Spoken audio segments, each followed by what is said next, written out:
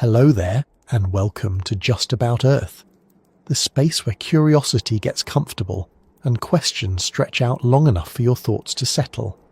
Tonight we're easing into something different from the usual wonders of physics or biology.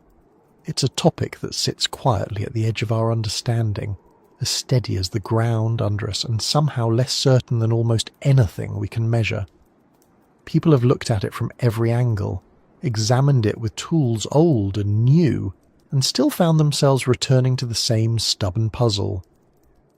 We're going to linger with that puzzle, take our time with it, and allow the pieces to sit out in the open without needing to force them into place. You and I are stepping into one of the most intriguing gaps in our entire story as a species, the part of human history that appears to be missing, and that no one has been able to explain in a way that satisfies the evidence we already have.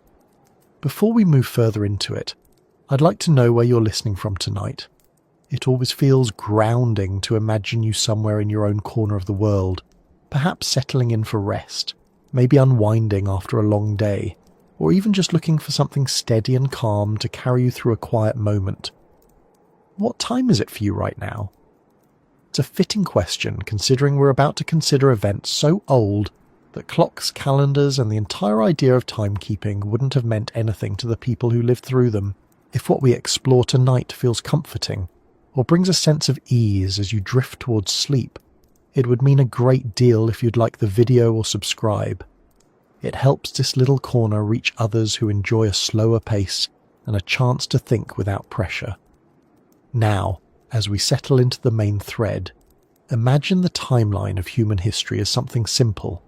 A long line stretching from the present day back through medieval kingdoms, ancient empires, stone monuments, early tools, and then into the scattered beginnings of our species. Most of us learn this line as if it were a smooth sequence. Hunter-gatherers became settled farmers, farming became villages, villages grew into cities, cities developed writing, trade, monuments, and eventually everything that leads to the world we recognize.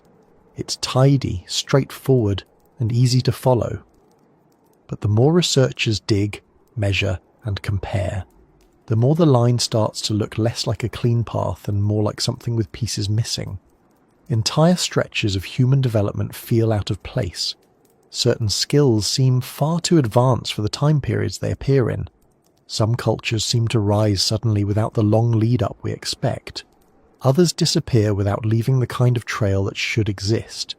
And then there are physical structures, artifacts, and geological clues that sit in the wrong spots on the timeline entirely.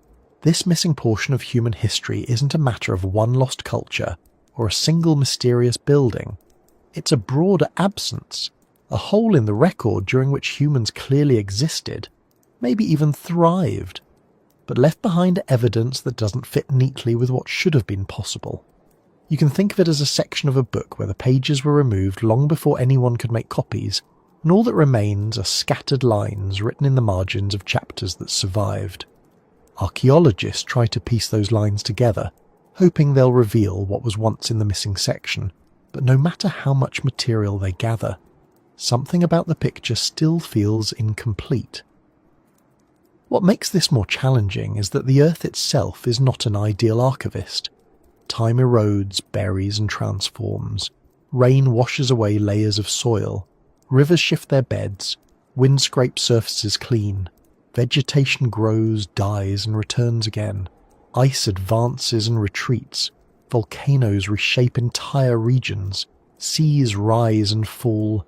Even plate tectonics move continents slowly but relentlessly. Everything humans leave behind is at the mercy of forces that care nothing about preservation. Stone survives better than wood. Metal survives differently depending on the environment.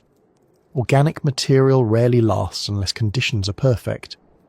When you imagine how many traces of early humanity may have existed but are now unrecoverable, you start to understand why the gaps appear so wide. Yet that explanation alone doesn't fully solve the mystery. The missing portion isn't just a matter of lost pottery or weathered bones. It's the appearance of ideas, technologies and structures that seem to need earlier origins than the timeline allows. It's the sudden shifts in cultural patterns, It's the strange uniformity of certain symbols across regions that shouldn't have been connected. It's the way some ancient sites appear to have been built with methods that seem oddly refined for people supposedly just learning how to plant crops or shape stone tools. These things don't require magic or legends to explain them. They simply require a part of the timeline we haven't uncovered yet, a period when humans may have carried knowledge or practices we haven't recognized or expected. Think of early humans not as simple or primitive, but as creative, adaptable, and deeply observant. Their survival depended on noticing patterns, understanding landscapes, predicting weather, tracking animals, and cooperating with each other. Given enough generations and enough stable environments, they could have developed techniques that left only faint traces behind. Perhaps certain groups built structures we haven't found, crafted tools from materials that didn't survive, or organized themselves in ways that left minimal archaeological footprints. It's possible some communities reached a level of sophistication that didn't leave behind monuments or cities, because their priorities were different from those we associate with progress today. There's also the matter of population. For most of human existence, our numbers were incredibly small compared to today. Small populations mean fewer artifacts, fewer large settlements, fewer durable structures, and a higher chance that everything they left behind could be erased by natural processes. If a culture flourished with a few thousand people, but lived in coastal areas that later submerged, or in forests that grew over their remains, or in regions where erosion was relentless, then the entire span of their existence could vanish almost without a trace.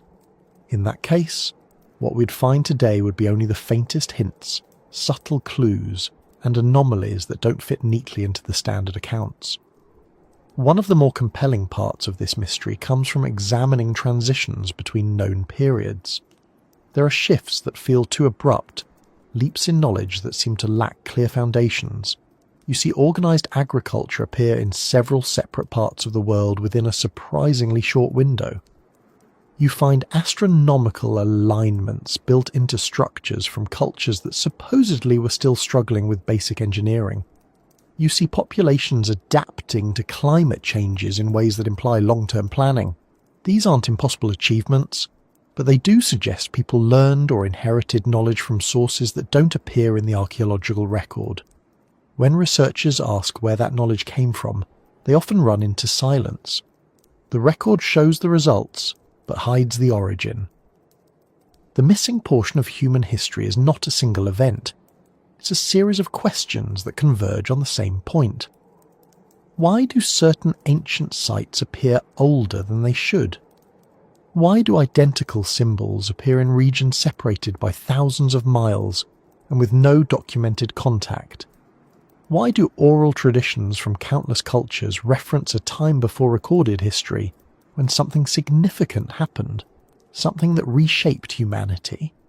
Why are there sudden disappearances of entire groups without indications of war or migration? Why do some early tools and structures look more refined than those that appear later? These questions don't suggest a lost super-civilization or anything dramatic. They simply point toward a broader, subtler possibility that humans have been developing in ways more complex than we've assumed, and that an entire segment of that development is not documented.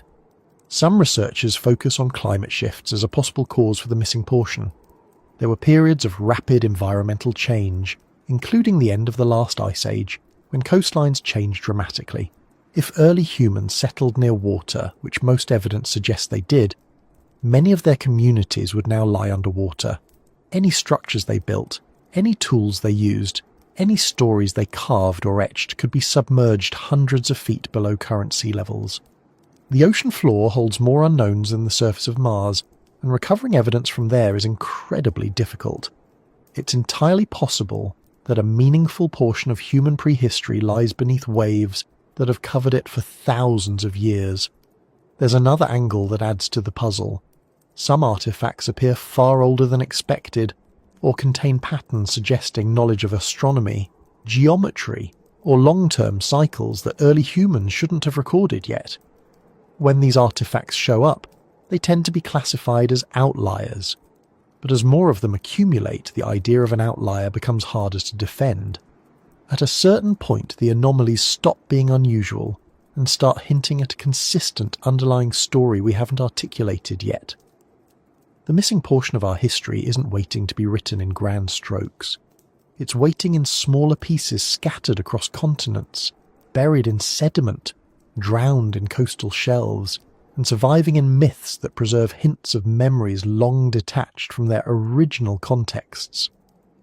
As we move gradually deeper into this exploration, we're not looking for dramatic revelations or speculative leaps. The goal isn't to imagine civilizations that never existed or technologies far beyond our ancestors. Instead, it's to sit with the real data we have, look at it patiently, and ask why it forms patterns that don't align with the timeline we've constructed. People lived through these periods. They adapted to the world, shaped it in small but meaningful ways, and passed knowledge down through generations.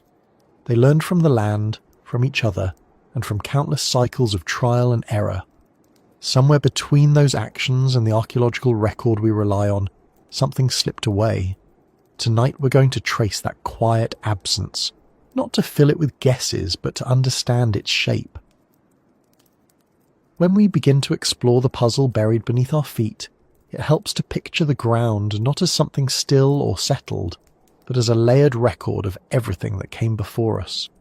Every handful of soil, every exposed cliff face, every riverbank, and every weathered plateau carries traces of the people who walked there long before any modern tools or measurements existed.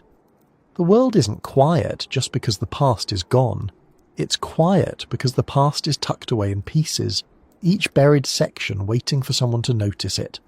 And as simple as that sounds, examining these buried pieces has become one of the most complicated tasks in understanding where humans actually came from, and what they knew long before writing or metal tools or cities took shape.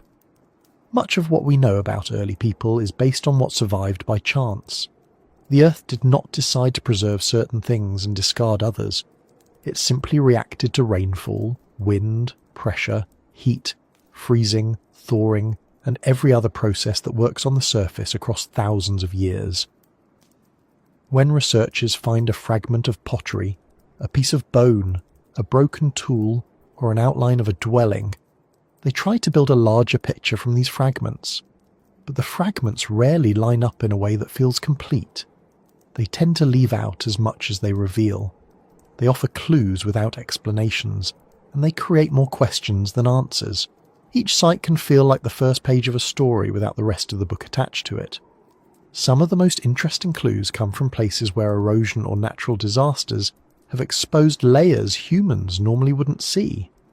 A landslide might reveal a toolkit that looks far more advanced than expected for its depth in the sediment.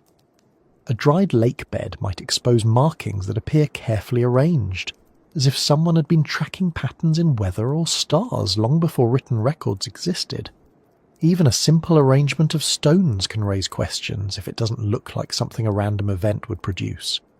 In each case, the discovery begins as a small curiosity, but when compared with other sites, the same curiosity appears somewhere else. Then it appears again. Eventually, these scattered questions turn into a pattern. What makes this especially compelling is the way these patterns show up across continents that would not have had contact with each other at the time. Groups separated by mountain ranges, deserts, oceans, and long distances somehow left behind similar arrangements of shelters, similar methods of tool-making, similar symbolic markings, or similar signs of learning how to manipulate the environment. No clear connection shows how these ideas spread. The usual explanations don't fit as well as they should. It suggests that people either shared a source we haven't identified, or that they carried knowledge through older generations we can't trace. A good example of this appears when looking at how early humans shaped stones. The common belief is that the earliest tools were crude and simple, but in several locations researchers have uncovered stone blades with symmetry and sharpness, suggesting a practiced technique. These blades show consistent angles, repeated patterns of chipping, and intentional shaping that shouldn't appear randomly. What complicates things is that some of these blades are older than the tools found in regions where humans supposedly developed those skills later. It reverses the order of events in a way that doesn't match the established timeline. Instead of gradual improvement in one region spreading outward, the evidence looks like improvement appeared early in multiple locations, and then somehow declined or changed into something less precise before rising again. Another clue emerges when looking at unexpected remains found in sediment layers. There have been discoveries where burned wood, arranged stone platforms, or signs of controlled fire appear much earlier than anticipated. Controlled fire isn't surprising by itself. People learned to use it long before agriculture, but the way fire was used at some sites raises questions. Some fire pits appear to have been built for more than warmth or cooking. They resemble systematic burning for land clearing or group activity that implies planning. At a few sites, the ashes contain mixtures of materials not typically found together naturally. This suggests humans may have been experimenting with heat treatments or using fire for processes that left minimal traces behind. These traces don't confirm advanced technology, but they do hint at organised effort, and that alone creates questions about how people coordinated tasks during a time when they supposedly lived in scattered groups. There's also the matter of footprints. When ancient footprints are discovered, they provide some of the most direct evidence of human presence.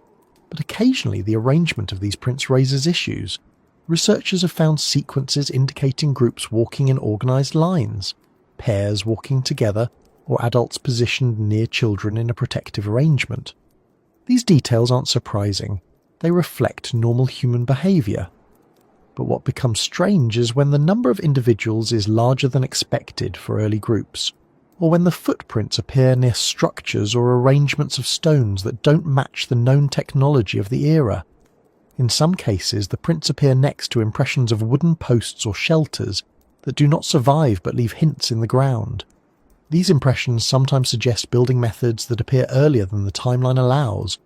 Then there are sites where layers of soil reveal sudden abandonment. A settlement might show evidence of long-term occupation followed by a sharp break. No signs of conflict, no widespread burning, no mass movement. Everything simply stopped. Tools remain unfinished. Food remains left behind. The settlement does not show signs of destruction. It just ends. These breaks happen across multiple regions around similar periods, suggesting something changed that caused people to leave or reorganize their lives suddenly. It could have been climate, disease, or social shifts. But when the pattern repeats widely across distant populations, it raises the issue of whether the missing portion of history involves a shared event or a form of knowledge that influenced how groups responded to challenges. Another part of this puzzle lies in the objects that appear older than expected. There are carvings and engravings found on bones and stones that show animals, shapes, or patterns arranged with surprising precision. Some of these carvings seem to track the phases of the moon or the seasons. Others resemble maps of local terrain. These are not fantasies or exaggerated interpretations. They are real artifacts studied and verified, yet they show a level of abstract thinking and long-term observation usually associated with later civilizations. This does not mean ancient artists created art for symbolic reasons. It simply suggests that someone was paying attention to cycles in nature and recording them in a consistent way. If these carvings are as old as they appear, then humans were observing the world with more structure than we assumed. One of the most persistent questions comes from the way similar symbols appear in regions separated by oceans. For example, spirals, handprints, geometric lines, and animal figures show up in caves across Europe, Africa, Asia, and the Americas. While some symbols may simply be intuitive shapes people naturally create, the repeated patterns and methods of placement raise questions.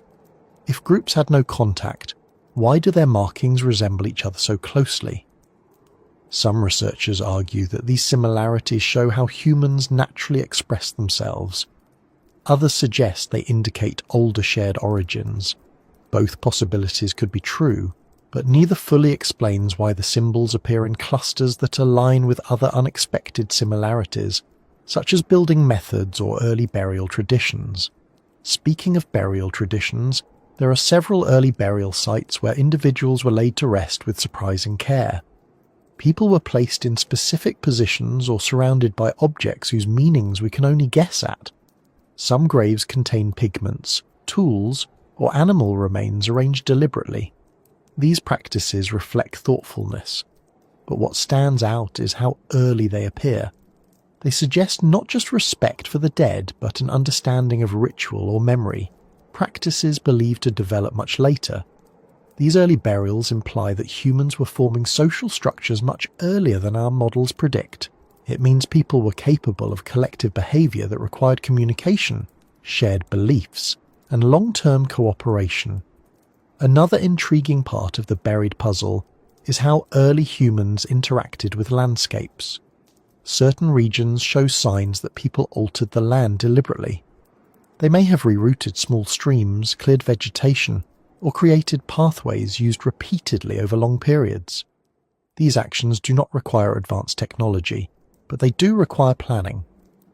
The presence of these landscape modifications earlier than expected challenges the assumption that early humans lived entirely reactively, taking from the environment without shaping it. Instead, the evidence shows they understood how to influence their surroundings in subtle ways that leave minimal physical remains. There are sites where stone blocks appear arranged in ways that don't match natural patterns. These blocks are not cut with metal tools and do not form large monuments. They appear as foundations or platforms built from locally available stone. What makes them unusual is the symmetry and repeated design. They show intentional placement and a desire for stability. In some cases, the blocks are shaped through a process that involves heating and cooling, a method not associated with stone structures until much later. Again, these are not examples of impossible technology. They are signs of experimentation and planning that complicate the timeline. Another detail lies in the distribution of early settlements. In several regions, settlements appear in clusters rather than as single isolated communities. These clusters suggest that groups were larger or more interconnected than expected. They may have shared resources, exchanged ideas, or moved between sites seasonally. If that was the case, it means early humans were not only mobile, but organised enough to return to certain areas repeatedly with purpose. And yet, the archaeological evidence between these clusters is sparse. This absence creates the impression of missing threads, as if much of the activity occurred in ways that didn't leave durable traces. Sometimes the puzzle emerges not in what is found, but in what is not found. There are gaps in the tool-making sequence, gaps in the record of structures, gaps in the progression from one cultural pattern to the next. These gaps aren't empty spaces waiting for dramatic explanations. They are reminders that most human activity involved perishable materials, wood, fibres, hides, simple shelters, and light tools all decay quickly. If early humans used these materials extensively, much of what they created could have disappeared beyond recognition. This would leave behind only occasional items that survived by chance, making their world appear simpler than it was. The pieces of the puzzle don't point to a single answer. They point to a larger, quieter truth. Humans have lived through periods we barely understand, and their efforts, ideas, and adaptations are buried beneath layers of earth that keep most of their story out of sight. The puzzle remains open, waiting for more pieces to surface, and each discovery deepens the picture rather than completing it. When we try to understand civilizations that faded long before their stories should have ended, we enter a part of human history where the evidence behaves strangely. Some cultures appear in the archaeological record with signs of stability, organization, and innovation, only to disappear abruptly. Their structures remain. Their tools stay scattered in the soil. Their symbols endure on stone, in pigments, and on pottery. Yet the people who built them leave almost no indication of where they went or why their societies dissolved so quickly. These places pull researchers into long debates about origins and timelines, and the more closely they're studied, the more they seem to share one unsettling feature. They vanish in ways that don't match the usual explanations. When a culture collapses, we usually expect signs of conflict, famine, or disease. We look for burnt walls, broken weapons, or layers of destruction that indicate violence. We expect to find graves that show abrupt increases in mortality. We look for evidence of failed harvests, droughts, or environmental change. But many of these early societies show none of that. Instead of ruins that signal a dramatic end, they show abandonment. Tools left in the middle of construction, food storage partially full, everyday items arranged as if someone expected to return. It creates the impression not of catastrophe, but of people walking away from their homes for reasons we cannot identify. Some of the most puzzling examples are found in places where early forms of coordinated building appear long before expected. People constructed multi-room dwellings, shared courtyards, and storage areas arranged with care. They used architectural patterns that require planning, cooperation, and communication among many individuals. These communities lasted long enough to establish routines, raise children, and create traditions. Yet after generations of occupation, the traces end abruptly. There is no sign of forced departure, no signs of gradual decline. The timeline simply stops. Whatever caused the abandonment leaves behind only questions. This raises the issue of how these societies formed in the first place. If they developed in isolation, they would need long periods to learn how to build, farm, organize, and develop the skills required for community life. But the evidence often shows that these settlements appear fully formed. The earliest layers already contain planned dwellings rather than simple temporary structures. Storage systems are already in place. Food preparation areas are already organized. In some cases, symbols or markings appear from the earliest phase instead of gradually emerging. It's as if the knowledge to live this way arrived with the first settlers rather than evolving slowly. Another clue comes from their tools. Many of these societies crafted implements from stone, bone, and other available materials with consistency. They shaped blades with refined techniques. They built grinding stones with smooth surfaces meant for repeated use. They carved figurines or engravings that suggest symbolic thinking. These items show practice and intention. They also appear in patterns that indicate knowledge was being shared across families or groups. But once again, the sudden disappearance interrupts the continuity. The precise tools end, the symbols stop, the structures remain empty, and the next phase of human activity in the region often looks entirely different. This abrupt break forces researchers to ask whether these people moved elsewhere. If they relocated, there should be traces of where they went, but most of the time, those traces don't appear. The next population to occupy the land usually has a different style, a different way of building, a different set of tools. The two groups rarely overlap in ways that indicate direct transfer of knowledge. Instead, it gives the appearance of a gap, as if the earlier society left and the new one arrived much later, unaware of what had existed before. This deepens the sense that something important is missing. There's also the problem of similarity across great distances. Some of these early societies built structures aligned with common orientations. Others used recurring symbols or decorative marks. Some shared methods of tool production that appear nearly identical. The regions where these similarities show up were separated by geography that should have prevented easy contact. Yet the patterns persist. This suggests people either spread with their knowledge across large distances or inherited practices from an older source no longer visible in the record. One example appears in settlements that use circular arrangements of dwellings. Each dwelling had a consistent layout. The doorways often faced the same direction. Pathways between structures were worn into the ground in a way that indicates repeated, organised use. These arrangements are not unique to one culture. They appear thousands of miles apart. Their presence doesn't prove a direct connection. But seeing such similar planning in societies that weren't aware of each other raises questions about where the idea came from. It might be independent invention, but the similarities run deeper than simple practicality. Another clue lies in the presence of early communal structures. Some societies built central spaces that were larger than their personal dwellings. These spaces could have been used for storage, meetings, ceremonies, or shared food preparation.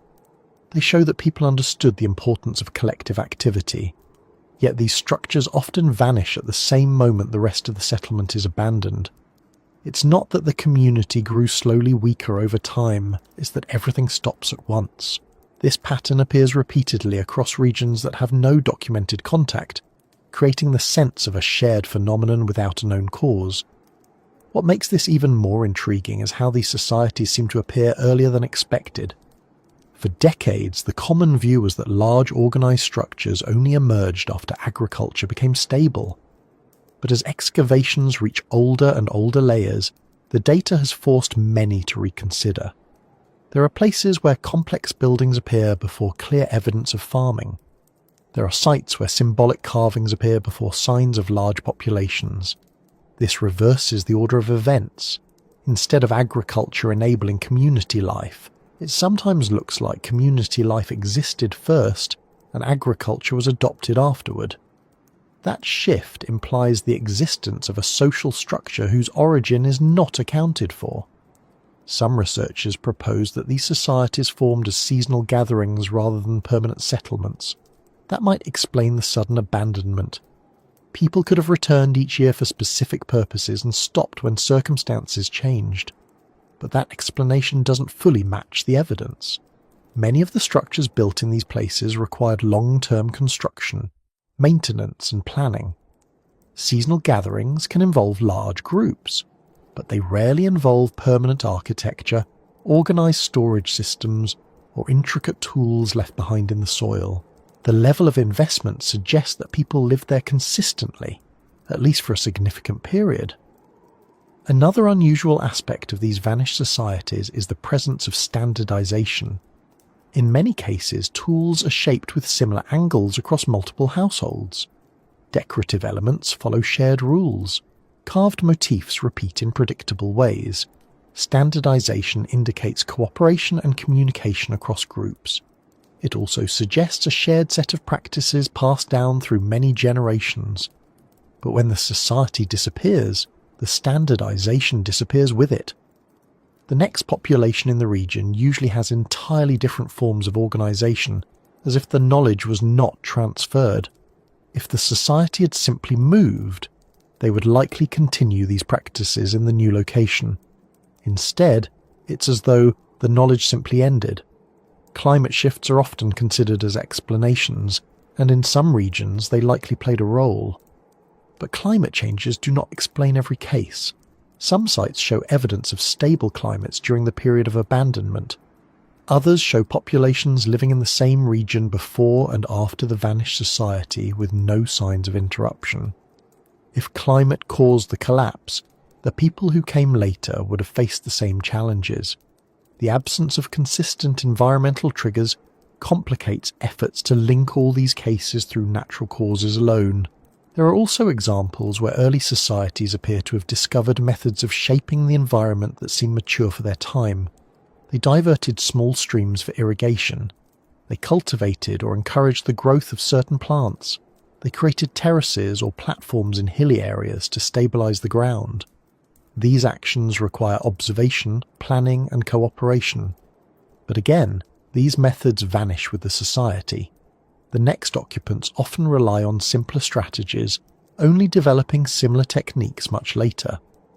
This backward movement in knowledge doesn't match what we usually expect from continuous human development.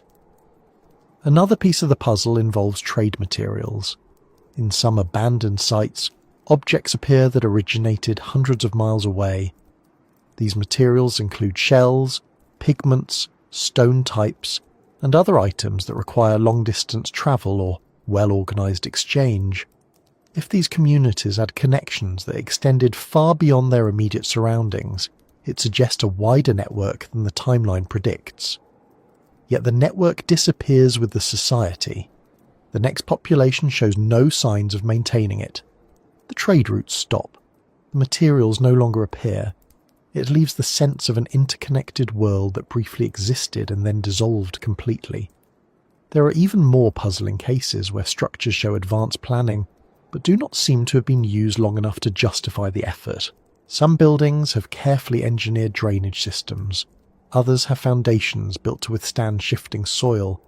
Still others show evidence of coordinated construction using consistent measurements, but the occupation layers above them are thin, suggesting people left soon after building. It raises questions about why they stopped using these structures. The disappearance feels abrupt rather than gradual. In a few places, carvings or symbols appear on walls, stones, or objects that show surprising detail. These markings often depict animals, people, patterns, or scenes that might reflect stories, beliefs, or knowledge. Yet these carvings stop when the society disappears. The next culture to inhabit the region uses different symbols, creating another break in continuity. It suggests a pause in the shared human narrative, a missing thread that interrupts the connection between earlier and later groups. As each of these clues accumulates, the picture grows more complicated. The pattern isn't one of a single lost culture or dramatic collapse.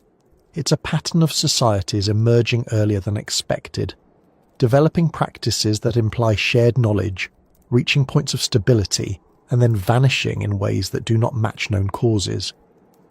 These societies were real. They left behind structures, tools, art, and signs of daily life. But the reasons for their disappearance remain uncertain. This uncertainty does not point toward conclusions beyond the evidence. Instead, it highlights the possibility that the missing portion of human history involves periods of development that left minimal traces, interwoven with societies that rose quickly, lived with surprising organization, and then dispersed or changed direction in ways that are not yet clear. What remains of them rests in the soil, quietly reminding us that our understanding of the past is still incomplete. Some puzzles in human history don't announce themselves with grand monuments or dramatic discoveries. They appear quietly, hidden in small details that don't behave the way they should. These details show up in soil layers, tool fragments, architectural remnants, carvings, and scattered artifacts that stand out because they don't match the period they belong to. Instead of blending into the timeline, they challenge it. They sit in the wrong era, with qualities that should only appear much later. These anomalies are not rare accidents. They accumulate with each new excavation, each new survey, and each new comparison between distant sites. And at a certain point, the number of mismatched details becomes too large to dismiss as simple coincidence. Often, the first sign that something is out of place appears during routine excavations. Researchers expect to find tools, structures, or remains consistent with the known development of the region. But sometimes an object is discovered that doesn't match the rest of the material from the layer it sits in. Maybe the stone tool shows a type of precision that shouldn't exist yet. Maybe a piece of pottery carries markings that belong to a much later style. Or maybe a structure appears with construction methods that contradict everything known about the era. In those moments, the entire timeline becomes uncertain. These inconsistencies often prompt further investigations, and as layers are re-examined, more discrepancies surface. In one region, a structure may show a type of alignment that suggests knowledge of celestial patterns far earlier than expected. In another, carvings appear that depict animals or shapes with a level of detail that requires careful observation over long periods. In yet another site, the arrangement of stones follows a repeated mathematical pattern that usually emerges only after written records appear. None of these finds imply advanced technology or lost supercultures. Instead, they raise a simpler question. Why do people in these early eras seem to know things they should not have learned until much later? Sometimes the anomalies involve materials that don't belong in certain layers. A specific pigment might appear earlier than its known origin. A type of hearth might show signs of controlled temperatures that require techniques associated with later cultures. Animal remains might be arranged in patterns that indicate ritual or symbolic behavior earlier than expected. When these pieces appear alone, they might be explained through misplacement or natural mixing of layers. But when the same types of anomalies show up repeatedly in multiple regions, the explanation becomes less convincing. One of the more persistent questions involves the sudden appearance of refined craftsmanship. In several ancient settlements, the earliest tools found are not the simplest ones. Instead, they appear at a level of refinement that suggests long-term practice. These tools might include symmetrical blades, polished surfaces, or standardized shapes that require more skill than the timeline predicts for the earliest inhabitants. Instead of a gradual improvement from crude designs to skilled production, the record sometimes shows skilled production arriving at the start and then becoming simpler in later layers. This reversal challenges the standard model of steady linear development. The same pattern shows up in architecture. In places where early humans built structures, the oldest foundations sometimes contain elements that seem unexpectedly organized. The spacing between supports might be consistent. The orientation of buildings might follow a predictable pattern. The materials might show signs of careful preparation. Later structures built on top of these older ones occasionally show less precision or entirely different methods, as if the knowledge used by the first builders was not passed on. This interruption in continuity is difficult to explain through normal cultural development. Symbolic artifacts also present difficulties. Early carvings, paintings, or markings often demonstrate not only artistic expression, but also patterns that look intentional and repeated across generations. Some carvings align with seasonal cycles, lunar phases, or animal migration patterns. Others resemble maps of the surrounding landscape. These examples of long-term observation imply a depth of knowledge inconsistent with the assumed mobility and lifestyle of early humans during those periods. If people were primarily focused on immediate survival, where did they find the time or stability to record these patterns so thoroughly? Another category of anomalies involves large stone placements. Not monumental structures, but smaller arrangements that show clear geometric intent. These might involve groups of stones placed in circles, lines, or grids. The stones may not be shaped or carved, but they appear in patterns that reflect measurement, repetition, and awareness of spatial relationships. What complicates matters is that many of these patterns resemble later mathematical or architectural principles, but appear thousands of years earlier. The issue is not the stones themselves. The issue is the planning required to place them consistently. Traces of long-distance movement also raise questions.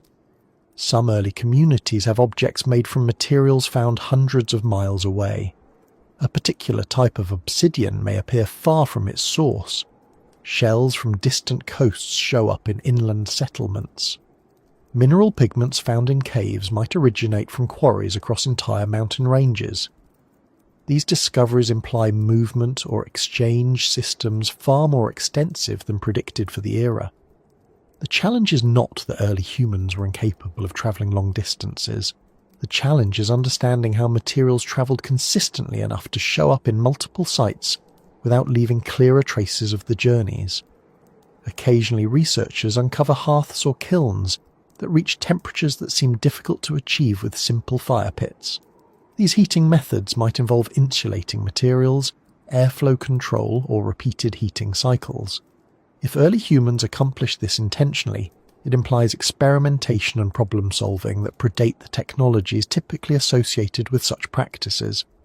If the high temperatures occurred naturally, the consistency of the patterns remains difficult to explain.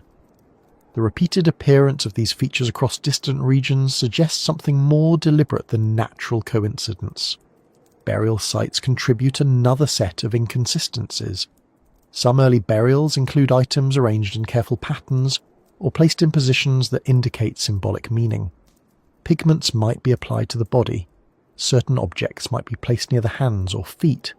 The grave may be lined with stones set in deliberate formations.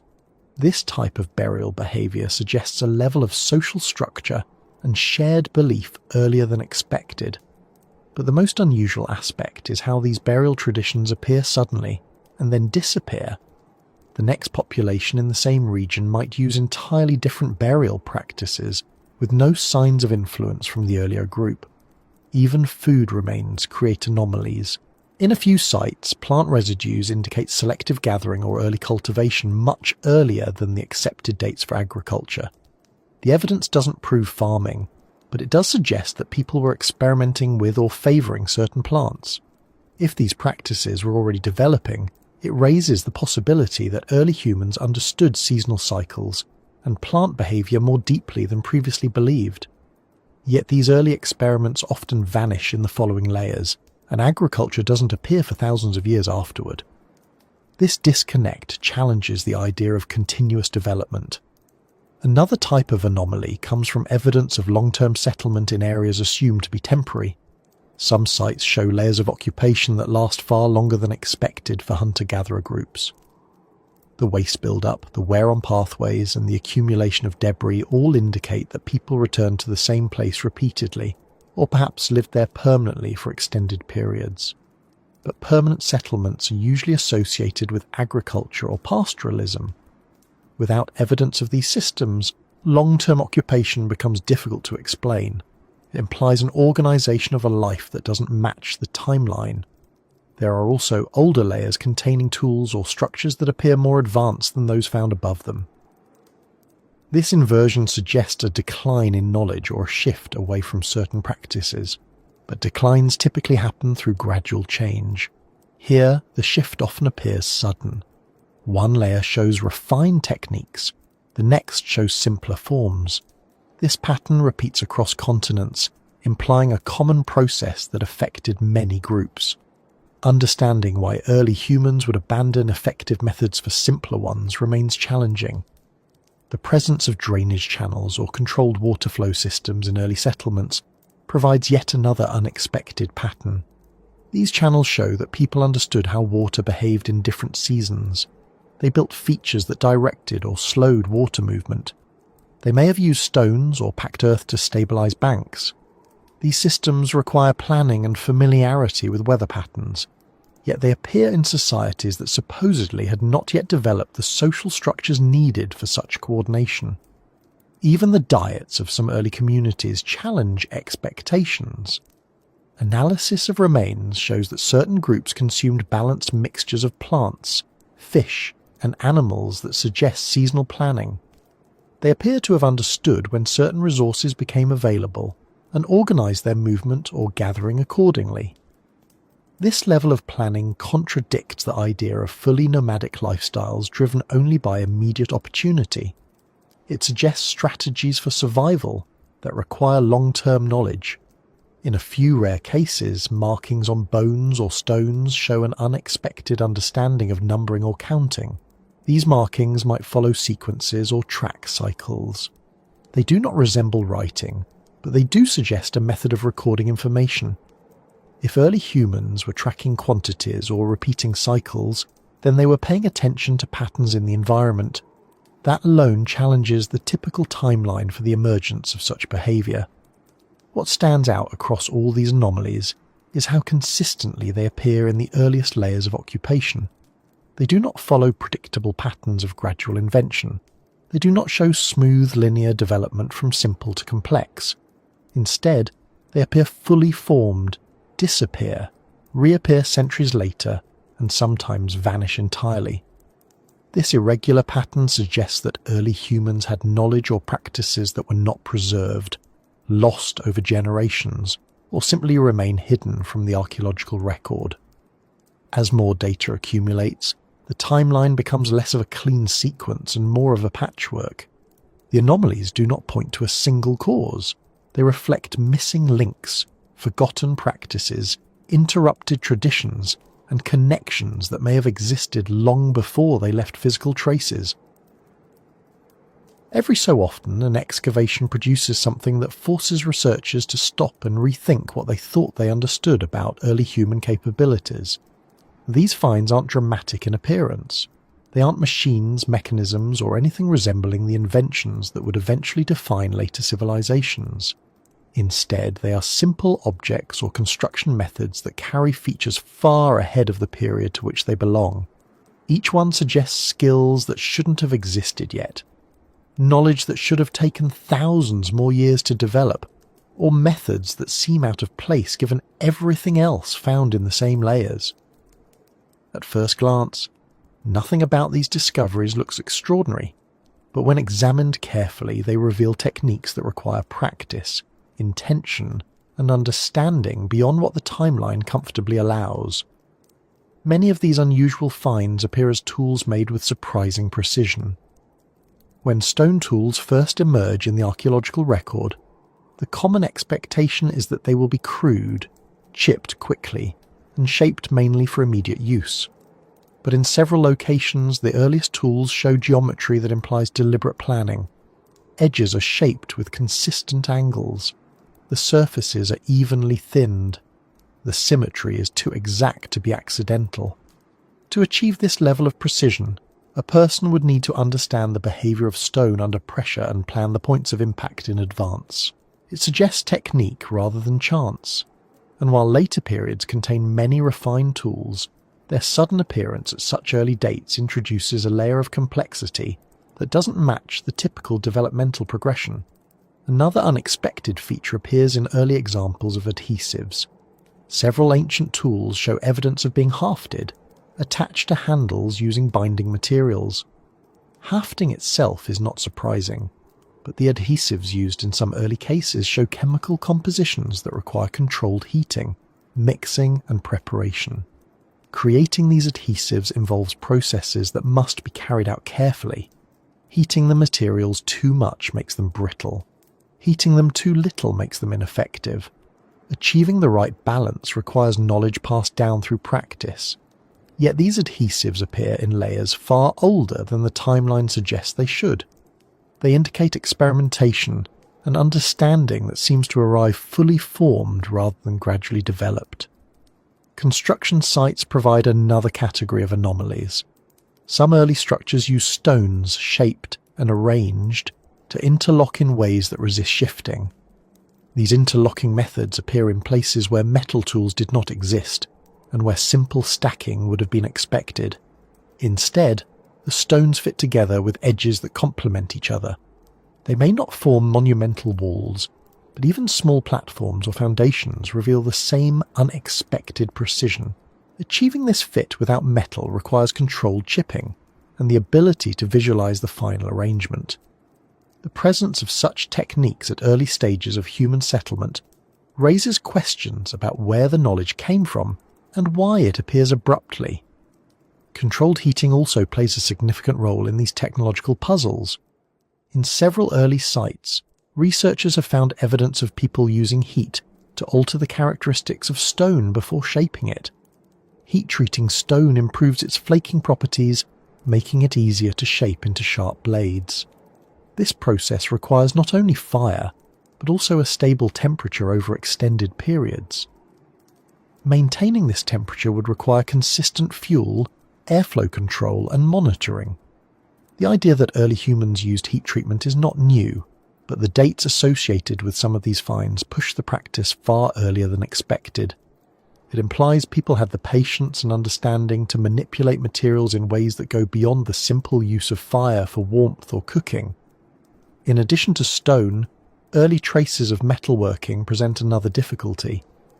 While metal tools do not appear widely until much later, small beads or pigments made from metallic minerals sometimes show signs of heating or chemical alteration. These processes would require intentional experimentation with materials that respond differently to heat than stone or clay. If people were able to alter these minerals at early dates, even on a small scale, it suggests they explored how different substances behaved under fire long before they began producing metal tools. This experimentation does not imply advanced metallurgy, but does indicate curiosity and methodical efforts to understand material properties. Water management techniques also appear earlier than expected. Some ancient communities built channels that directed water through settlements or fields. These channels may be small, but the placement reflects knowledge of seasonal flow patterns. The builders understood how water moved through the landscape and how to guide it. A few channels show evidence of having been lined with stones to prevent erosion. Others use gravel layers to improve drainage. These features require planning and cooperation, traits that challenge the idea that early humans were primarily focused on short-term survival without long-term environmental modification. Even more intriguing are the early examples of drilling. Some artifacts show holes drilled through stone or bone with remarkable consistency. To create these holes, early humans would need to rotate a tool repeatedly, applying even pressure while keeping the angle consistent. Experimental archaeology shows that creating such holes requires patience and method, yet the drilled items appear in layers suggesting humans developed this skill much earlier than expected. These holes may have been used to attach objects, create ornaments, or secure bindings, each of which reflects foresight and understanding of engineering principles. A similar pattern emerges with early textiles.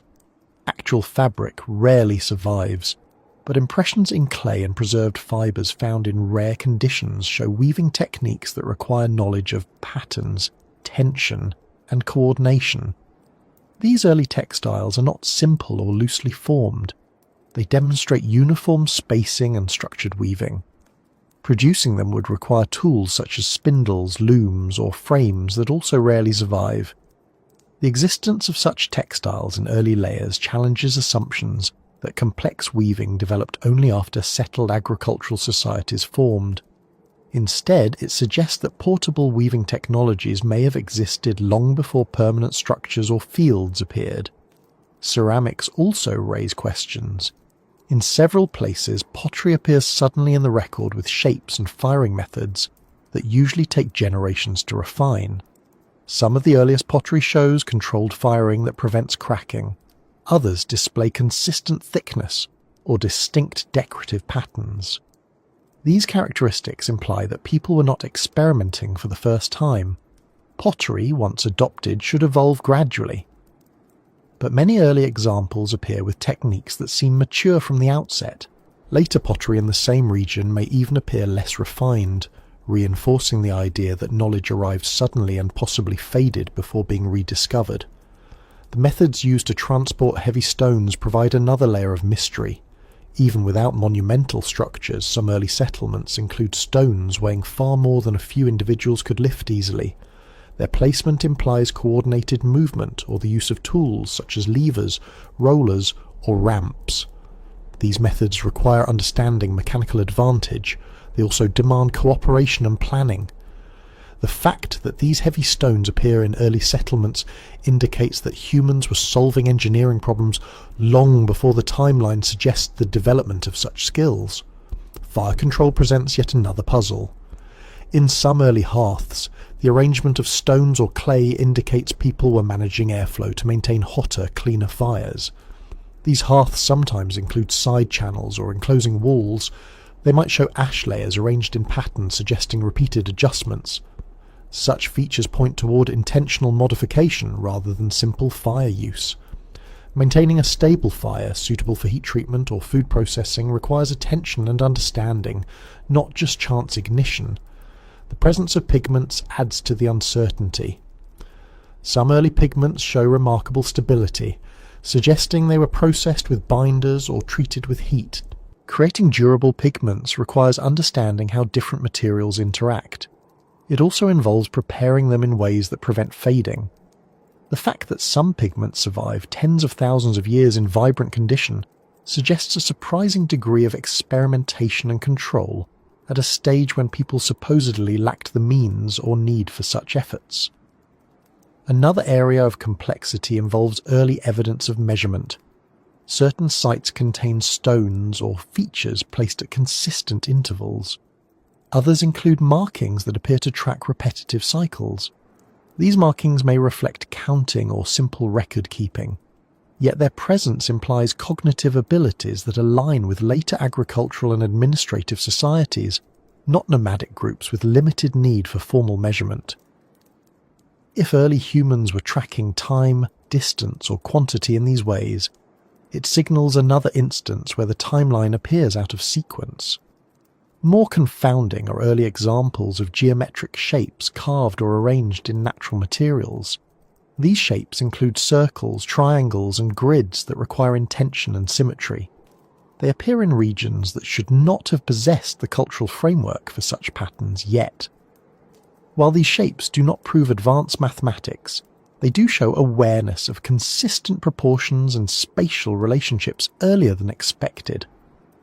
Another recurring question involves the discovery of residues from composite tools. Some early implements combine multiple materials, stone, wood, fibre and adhesive, assembled with skill. Creating such tools requires an understanding of how each component contributes to the overall function. The adhesive must bond well, the shaft must balance the weight, the stone must be shaped appropriately. This level of integration contradicts the assumption that early humans relied mainly on simple tools with minimal assembly. Transporting goods across large distances introduces another category of anomalies. Some early communities contain items from geographically distant regions, such as exotic stones or shells. Transporting these materials requires planning, negotiation, or repeated movement across large territories. This level of mobility suggests communication networks or trade systems long before the timeline predicts such complexity. Even the use of sound creates difficulties. A few early objects may have been instruments. They include hollow bones with holes placed at intervals that could produce tones. If these objects were used to create sound intentionally, it implies knowledge of acoustics and the ability to replicate tones. The placement of holes would need to be controlled. Producing consistent sound requires more than random experimentation. If people were creating instruments, it suggests another dimension of early cognition not fully reflected in the timeline. Storage systems present additional contradictions. In some early sites, pits or containers appear that could preserve food or resources for long periods. These storage features often show signs of insulation, sealing, or elevation above ground. Such methods reflect long-term planning rather than spontaneous use. If these systems existed earlier than agriculture, they challenge the idea that food storage developed only after stable farming communities formed. Another perplexing feature involves the intentional shaping of landscapes on a small scale. Evidence suggests early humans built low walls, simple terraces, or modified slopes to control erosion or create defensible areas. These modifications show understanding of environmental processes. They also suggest cooperation within the community. Yet these features appear too early for the societal structures normally associated with such work. Collectively, these early technological anomalies do not point toward dramatic theories. Instead, they highlight gaps in the record. They reflect knowledge that must have existed in forms that did not survive. They show that early humans experimented, learned, adapted, and possibly forgot techniques over time. These skills may have developed in pockets of stability, passed down through generations, and then vanished when environmental or social conditions changed. Each anomaly serves as a reminder that the timeline of human development is not as smooth as once believed. Skills appear suddenly, disappear, and re-emerge later. Techniques arrive earlier than expected. Experiments occur long before stable societies form. Across the study of ancient history, one of the most difficult challenges is not what we find, but what we don't. The gaps between discoveries often say as much as the artifacts themselves. Some stretches of time contain long periods where human activity should be visible and yet nothing appears. These spans aren't short interruptions caused by environmental damage or erosion. They are broad intervals where entire regions fall silent, leaving behind no tools, no structures, no hearths, no carvings, and no clear evidence that people lived there at all. The absence becomes its own kind of information, pointing to something missing in the timeline, something that once existed but left almost no trace. Archaeological records depend on preservation, and preservation is never guaranteed. Soil chemistry, temperature, moisture, fire, flooding, and countless other natural processes determine what survives. But even with these difficulties, the patterns of silence don't align neatly with expected causes. In some places, earlier layers contain abundant signs of human life. Tools, bones, pigments, and shelters all appear. Then suddenly an entire sequence of sediment offers nothing. After that empty interval, traces of humanity return again. The silence sits between two active periods like a page removed from a book. These quiet intervals appear across continents. They occur in valleys, on plateaus, along coastlines and in caves. Regions that once supported thriving groups suddenly stop producing evidence. The assumption might be that people moved elsewhere, but when researchers examine neighbouring regions for continuity, they often find similar silences. It creates broad, empty zones, not just small gaps. And when these zones are compared across timelines, they sometimes overlap, forming periods where humanity as a whole seems to retreat from visibility. Some researchers believe these gaps may reflect shifts in mobility. If people became more nomadic for a time, they might leave fewer traces. Nomadic groups produce lighter archaeological footprints. They rely on perishable materials that decay quickly. Their shelters might be temporary structures of wood, fibre, or skins that vanish almost entirely. Their tools might be reused until they break beyond recognition. Their lifestyles would not leave the kind of durable debris needed for preservation. This explanation helps account for parts of the record, yet it doesn't settle everything. The size of these gaps often exceeds what nomadic life alone can explain. In some cases, the missing intervals stretch across thousands of years. Nomadic groups still make fires, butcher animals, discard broken tools, and create temporary structures that leave evidence behind. They still impact soil layers, produce waste, and alter landscapes. Even a lightly mobile group would leave something. But in the silent intervals, the soil reveals nothing at all, not even the faint chemical traces that usually remain after repeated human presence. This raises questions about population levels. One possibility is that human groups became so small during certain periods that their impact was negligible. Perhaps environmental pressures reduce populations to the point where entire generations lived without leaving lasting marks. But the silence often appears in places where earlier populations were strong and where later populations were even stronger.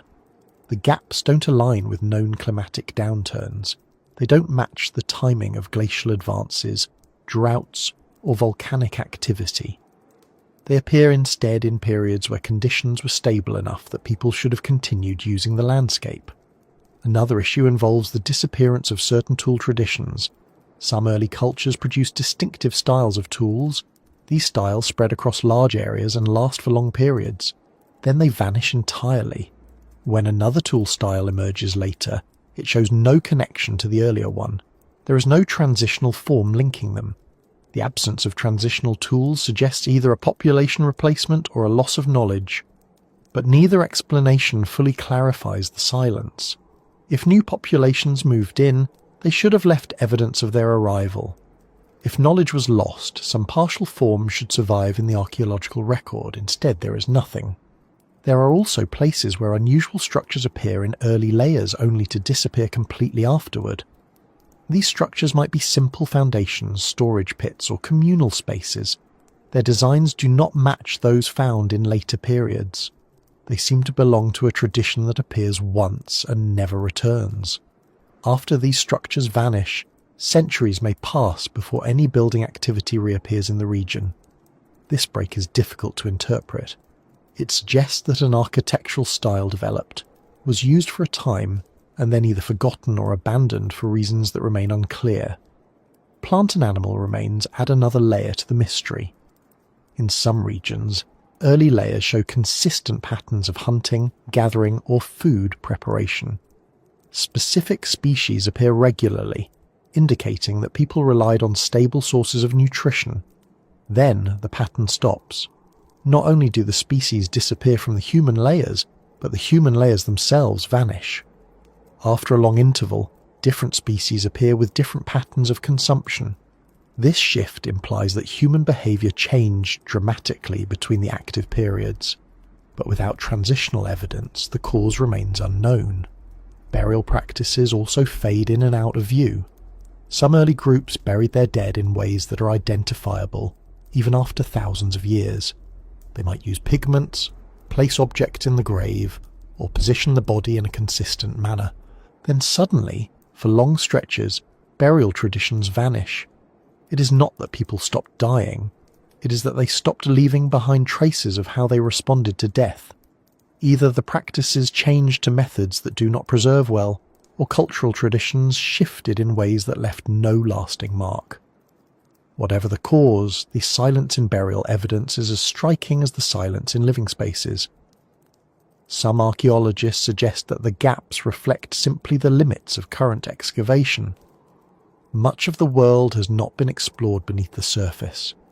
Many regions remain untouched due to political, environmental or logistical reasons. It is possible that the missing pieces exist but haven't been discovered yet. While this explanation accounts for some gaps, it does not align with the global nature of the pattern. The silences appear in places that have been extensively studied, as well as in places that remain mostly unexplored. The consistency of the timing across large geographic scales suggests something deeper than random chance. Another complication arises when examining soil chemistry. Human presence often leaves chemical signatures. These signatures include elevated levels of phosphorus, nitrogen or carbon from repeated fires, food waste, and organic decay. Even if physical artifacts disappear, the soil usually retains chemical traces. But in the silent intervals, these signatures are absent. The soil reads as untouched, as if people simply were not there.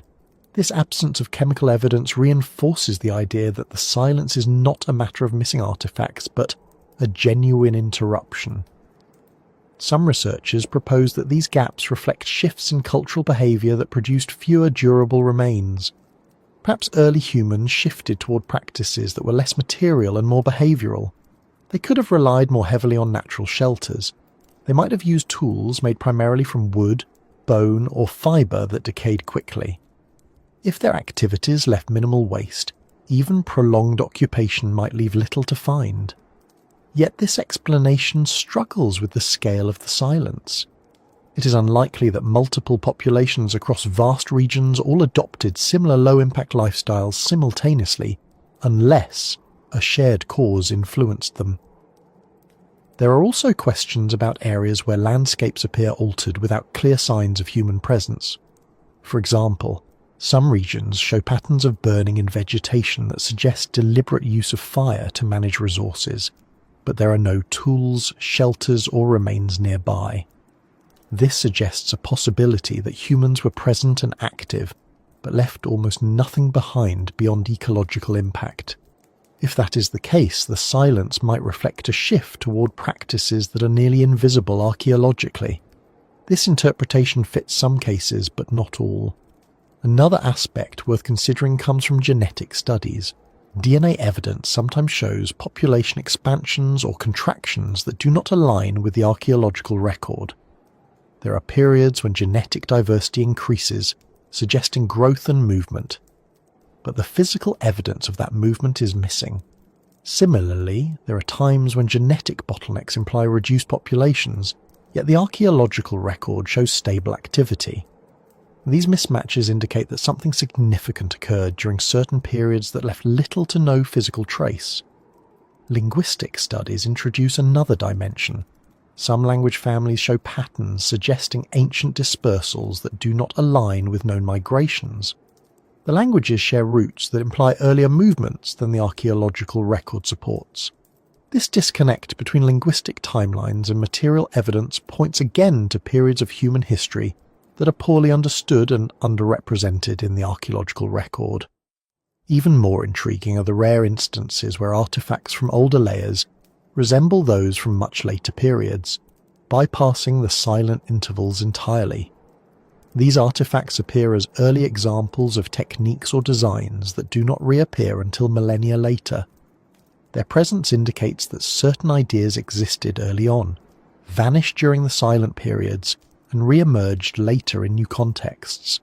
This suggests that knowledge was lost and rediscovered rather than passed continuously from generation to generation. If knowledge was lost, the silence may represent periods when cultural transmission broke down, or populations shrank to levels where shared practices could not be maintained. Climate records also complicate the picture. Ice cores, lake sediments, and pollen samples show environmental conditions that don't always align with human presence. Some silent periods occur during stable climates, when resources should have been abundant. In other cases, evidence of human presence appears during more difficult climates, defying assumptions about population resilience. These inconsistencies suggest that environmental factors alone cannot explain the gaps. The archaeological silence becomes even more striking when compared to oral traditions. Many cultures have stories describing earlier ages of humanity, times before recorded history when significant events shaped the world. These stories vary across regions, yet many share themes of destruction, migration, or transformation.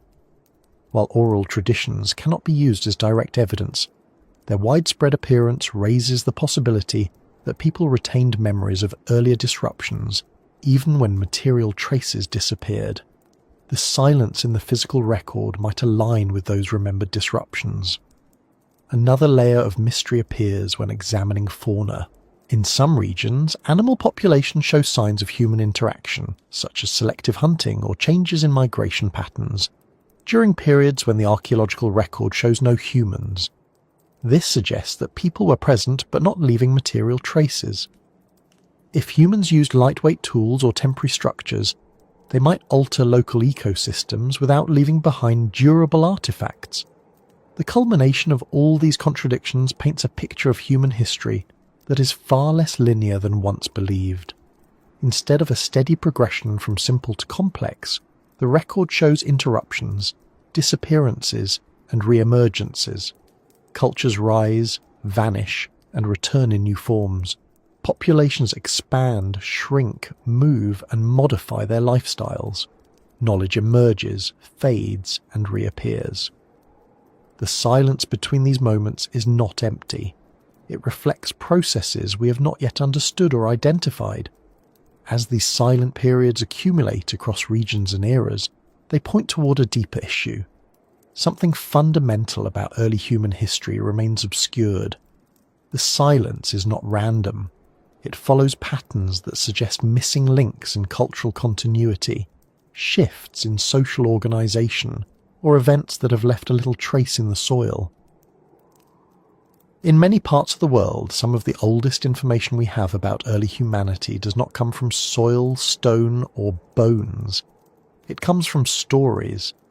These stories were told aloud long before writing existed, carried across generations by memory alone. They were repeated around fires, woven into daily life, and passed from elders to children for hundreds or even thousands of years. Today, they survive mostly as myths, legends, or origin tales.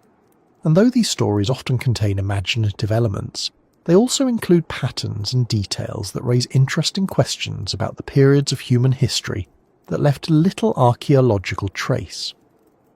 When the physical record falls silent, these stories sometimes continue speaking. Myths are not usually treated as historical evidence.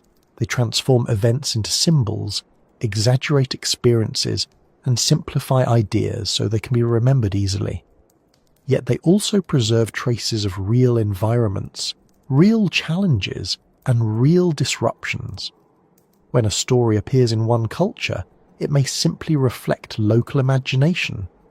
But when similar themes appear across cultures that never interacted, it hints at shared experiences so old that only stories remained. Many traditions describe earlier ages of humanity, times when people lived differently, moved differently, or faced circumstances unlike anything known today. These descriptions vary, but some patterns are hard to ignore. One of the most widespread themes involves a time when a great change occurred, sometimes described as a flood, sometimes as fire, sometimes as darkness or cold. These aren't references to a single event. They appear in stories from island nations, mountain groups, desert cultures, and forest communities. Though each story has its own structure, the idea of a sudden shift that erased a previous way of life is almost universal. In coastal areas, many myths describe land that once lay above water but now sits beneath the sea. These tales often mention villages, forests, or paths now lost. While these accounts sound imaginative, geological studies show that coastlines changed drastically at the end of the last ice age. Shorelines moved by hundreds of meters in some places, kilometers in others. Entire landscapes disappeared underwater. For those who lived through these changes, the loss would have been enormous, yet their physical traces would now lie far beneath the waves. In this case, myth preserves a memory that archaeology cannot easily access. Another common theme involves people who travelled vast distances or relocated suddenly. Many cultures have stories describing migrations triggered by environmental or cosmic disruptions. They speak of groups leaving well-established homelands and journeying across unfamiliar territory. Archaeological evidence sometimes aligns with these migrations, but the actual causes often remain unclear. Myths provide context, suggesting that these movements may have been responses to changes that left little in the physical record, changes in climate, resources, or even social structure. These stories serve as potential windows into periods when populations shifted too quickly or too quietly for archaeology to track. Some myths describe knowledge or skills possessed by earlier people that later generations struggled to understand. These accounts often appear as stories of ancestors who built structures or shaped the land in ways the storytellers themselves no longer practiced. Instead of framing these ancestors as supernatural beings, many cultures speak of them simply as people who lived in a different era. They had expertise unfamiliar to later generations. When archaeologists examine older layers showing unusual construction, or advanced planning followed by simpler techniques, these myths gain new relevance. They may reflect memories of lost traditions or forgotten methods rather than inventions of the imagination. A different category of myths speaks about communication between distant groups. In these stories, people from different lands or islands sometimes traded, visited, or learned from one another. Geography would seem to make some of these accounts improbable, yet genetic and linguistic studies sometimes reveal connections between populations far earlier than expected. These connections appear long before established trade networks. The physical artifacts remain sparse, but the stories survive, suggesting that knowledge moved in ways not fully visible in the archaeological record. There are also traditions describing periods when humans and animals interacted differently. Some stories mention animals behaving with unusual familiarity, or humans understanding animal habits with uncanny precision. These stories often reflect ecological conditions from long-gone eras. For example, myths in North America describe animals that resemble extinct megafauna. Some stories mention lakes, forests, or grasslands that match landscapes visible only in geological reconstructions. When these stories were first recorded by anthropologists, they were treated purely as fiction. Later studies show that some of the details align with Ice Age environments. These myths preserved a memory of ecosystems that vanished many thousands of years before. Symbolic tales also raise interesting questions. Many cultures maintain stories featuring spirals, circles, or repeated geometric patterns that appear in ancient carvings. Some myths explain these patterns as representations of cycles, seasons, migrations, or celestial movements. When these same patterns appear carved into stone or painted on cave walls, it becomes possible that they once carried shared meanings across distant regions. The physical symbols alone cannot explain their significance, but the stories give clues to how early people may have used them to track time, observe the sky, or record important events. Another recurring motif describes an age before farming, when people lived in a world of abundance. These stories often mention landscapes rich in game and plants, where life required little labour. Over time, this imaginary age ended, and people were forced to adapt. While the idyllic nature of these tales may be exaggerated, they could preserve early memories of environments that were more productive than the ones that followed. Climate records show that some regions once supported far larger populations than they do now. Myths may echo the transition from these favourable conditions to later periods, when resources grew scarce. Stories about ancient structures provide yet another point of interest. In many regions, myths describe buildings or sacred places constructed by ancestors whose identities remain unknown. Sometimes these structures exist physically. At other times, The stories reference places that have not yet been found or may no longer exist.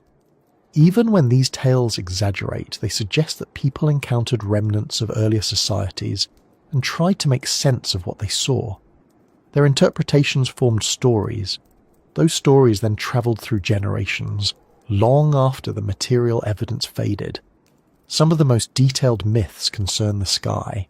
Many early cultures preserved stories about patterns in the stars, the movement of the sun, or rare celestial events. These descriptions often correspond to astronomical cycles that require long-term observation. Some myths even reference star positions that match ancient skies rather than modern ones. This suggests that people once tracked patterns carefully enough for the memory to survive in story form. These stories often outlast the physical sites used for observation, which might erode or vanish entirely. Another subject that appears frequently is the idea of lost homelands. These stories mention places where ancestors once lived but could not return to. Sometimes the reason involves natural disaster.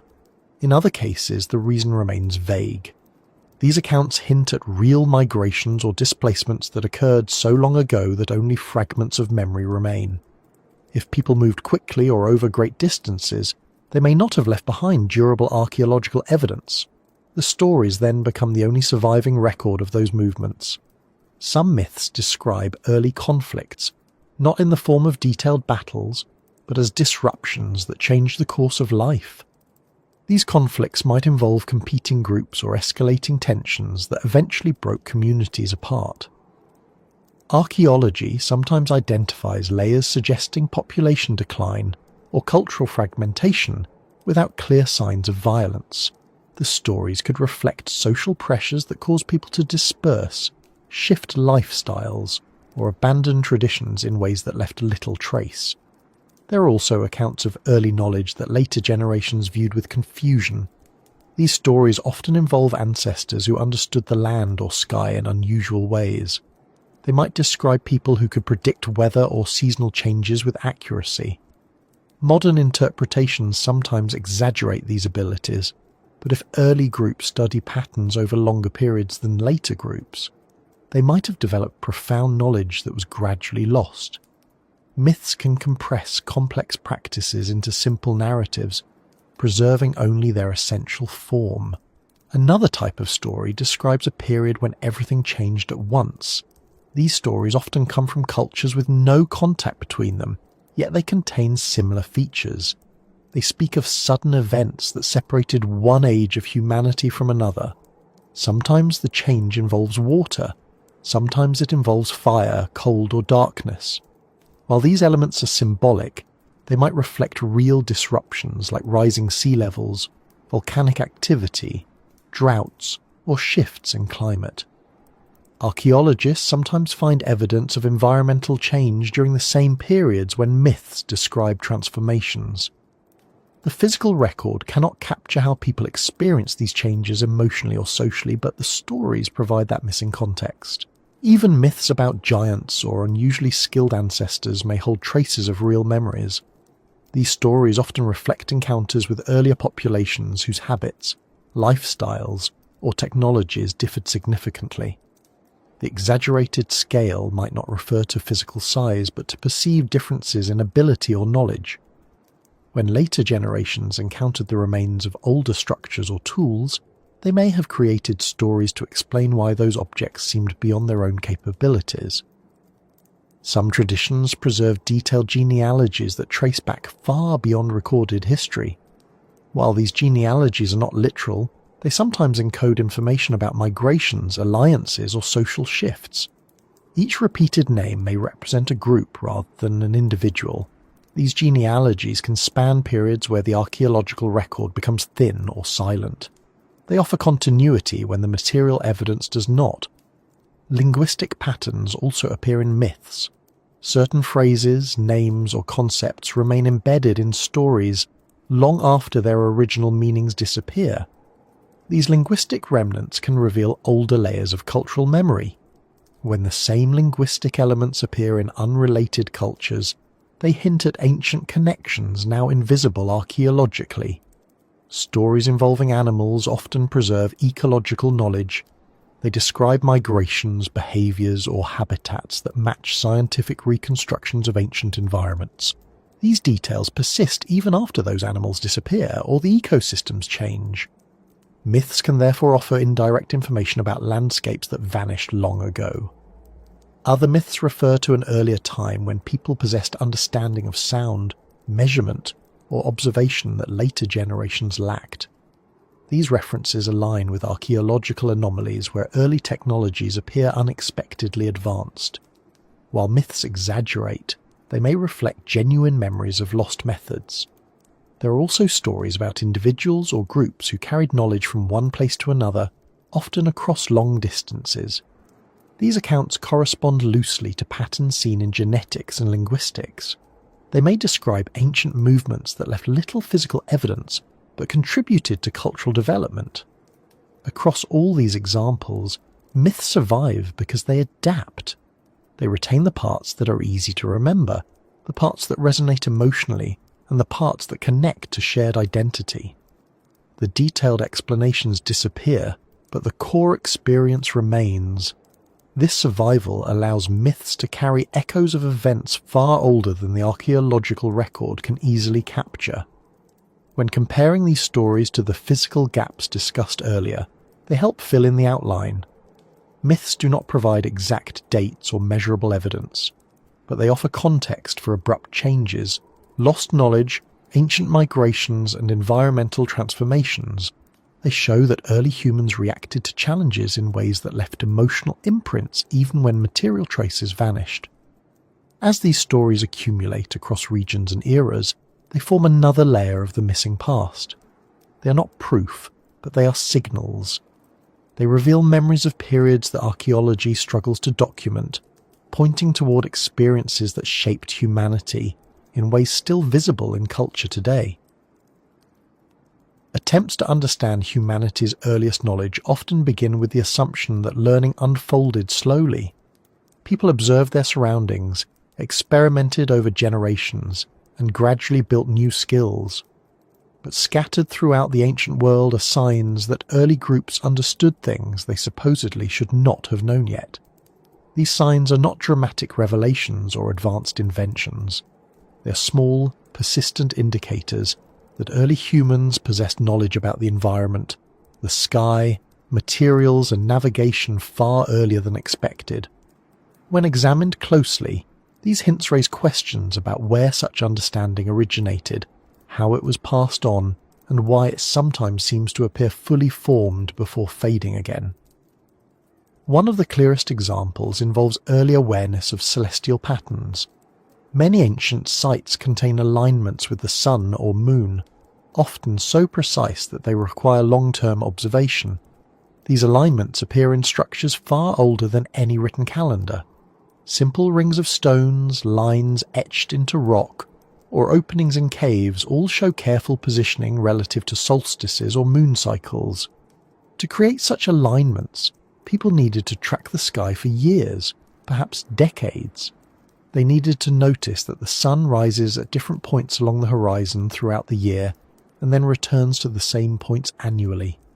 The ability to track these cycles implies planning, patience, and consistency. Yet these early observers are assumed to be groups focused mainly on survival, moving frequently and living in small numbers. The knowledge embedded in these alignments feels too organized for such circumstances. Another surprising area involves understanding of seasonal behavior in plants and animals. Some early groups appear to have predicted when specific plants would bloom or when animals would migrate. This knowledge requires repeated observation over long periods. For people assumed to be constantly moving, gathering this level of detail would be difficult. Yet some archaeological sites show traces of selective harvesting or preparation that align with predictable seasonal events. This suggests ancient humans had stable enough lifestyles to track cycles and pass the information forward.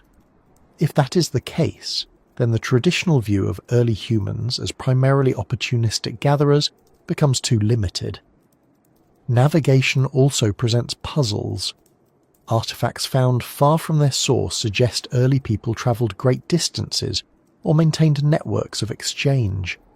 To navigate effectively across long distances, people needed an understanding of landmarks, weather patterns, and possibly the positions of celestial bodies. Many cultures later used the stars for navigation, but the idea that this skill began early seems difficult to reconcile with the assumed simplicity of early societies. Yet some tools and markings hint that people may have followed seasonal star paths or used the horizon to guide movement. These signs are subtle but consistent. They indicate familiarity with the night sky that exceeds what would be expected from people who had no need for long-distance travel. One of the more unusual categories of knowledge involves geometry.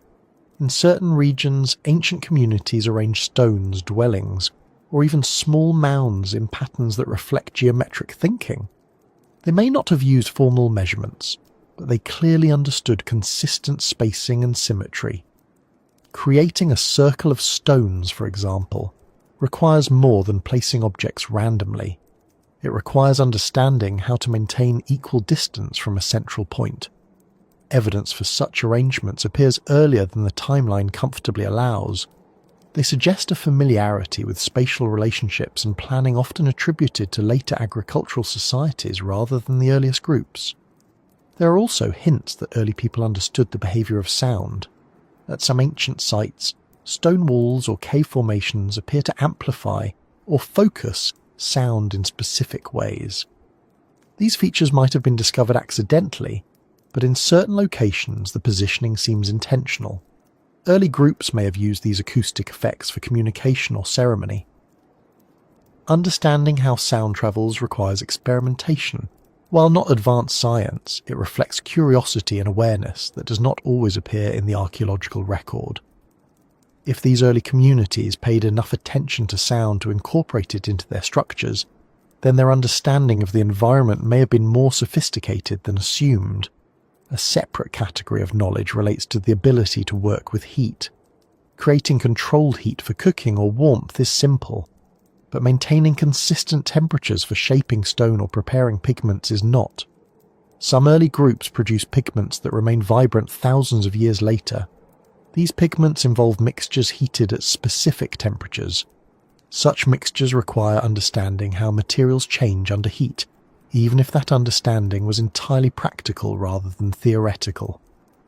Producing consistent results implies that the methods were taught deliberately. Yet these practices often appear in early layers and then vanish for long stretches, suggesting knowledge was lost and later rediscovered. The same pattern appears in early examples of storage. Some ancient communities constructed pits or containers that kept food cool, dry or preserved for long periods.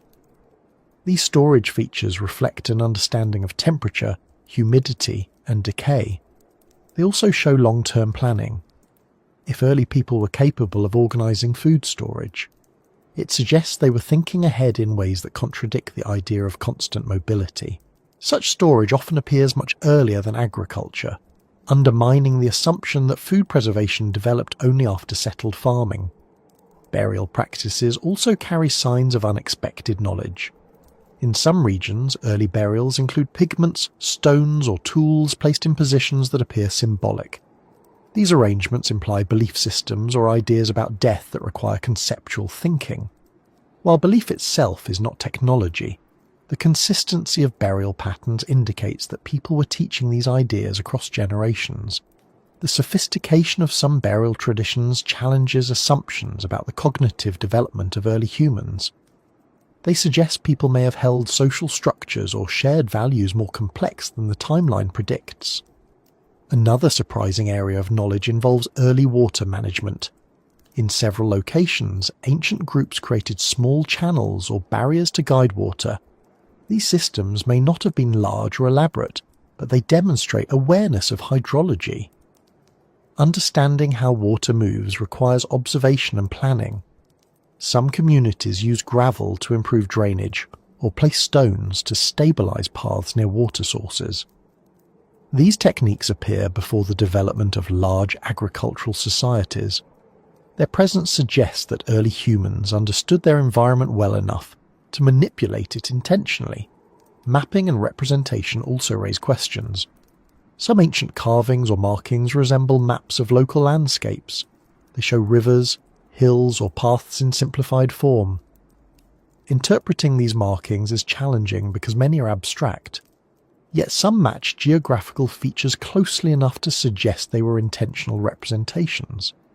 If early people created maps, even simple ones, it implies spatial awareness and memory that exceed expected levels for their era. It also suggests they travelled enough to require representations of the land. Certain groups appear to have understood how to maintain controlled fire for long periods, sometimes even transporting embers from one location to another. Keeping fire alive requires attention and planning. It also requires knowledge of which materials maintain heat best.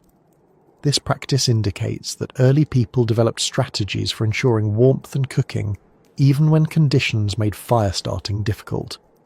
Such strategies align more closely with later techniques than with the unpredictable fire use often attributed to early humans. There are also hints that people understood the movement of water underground. In some ancient settlements, wells appear in locations unlikely to be chosen randomly. These wells seem placed above aquifers or natural channels. While this may reflect trial and error, the frequency with which wells appear in successful locations suggests early people had methods for identifying water sources. This would require observing surface features, soil, moisture, and plant growth patterns, integrating information in ways not typically associated with early groups. Some of the most perplexing examples involve early knowledge of specialized materials. For instance, certain communities use volcanic glass for tools, even when living far from volcanic regions. This implies either long-distance travel or strong networks through which materials were exchanged. But beyond the distance, the knowledge required to identify and value such materials is significant. Volcanic glass has specific properties that make it ideal for cutting. Recognizing these properties requires experimentation or familiarity passed down through generations.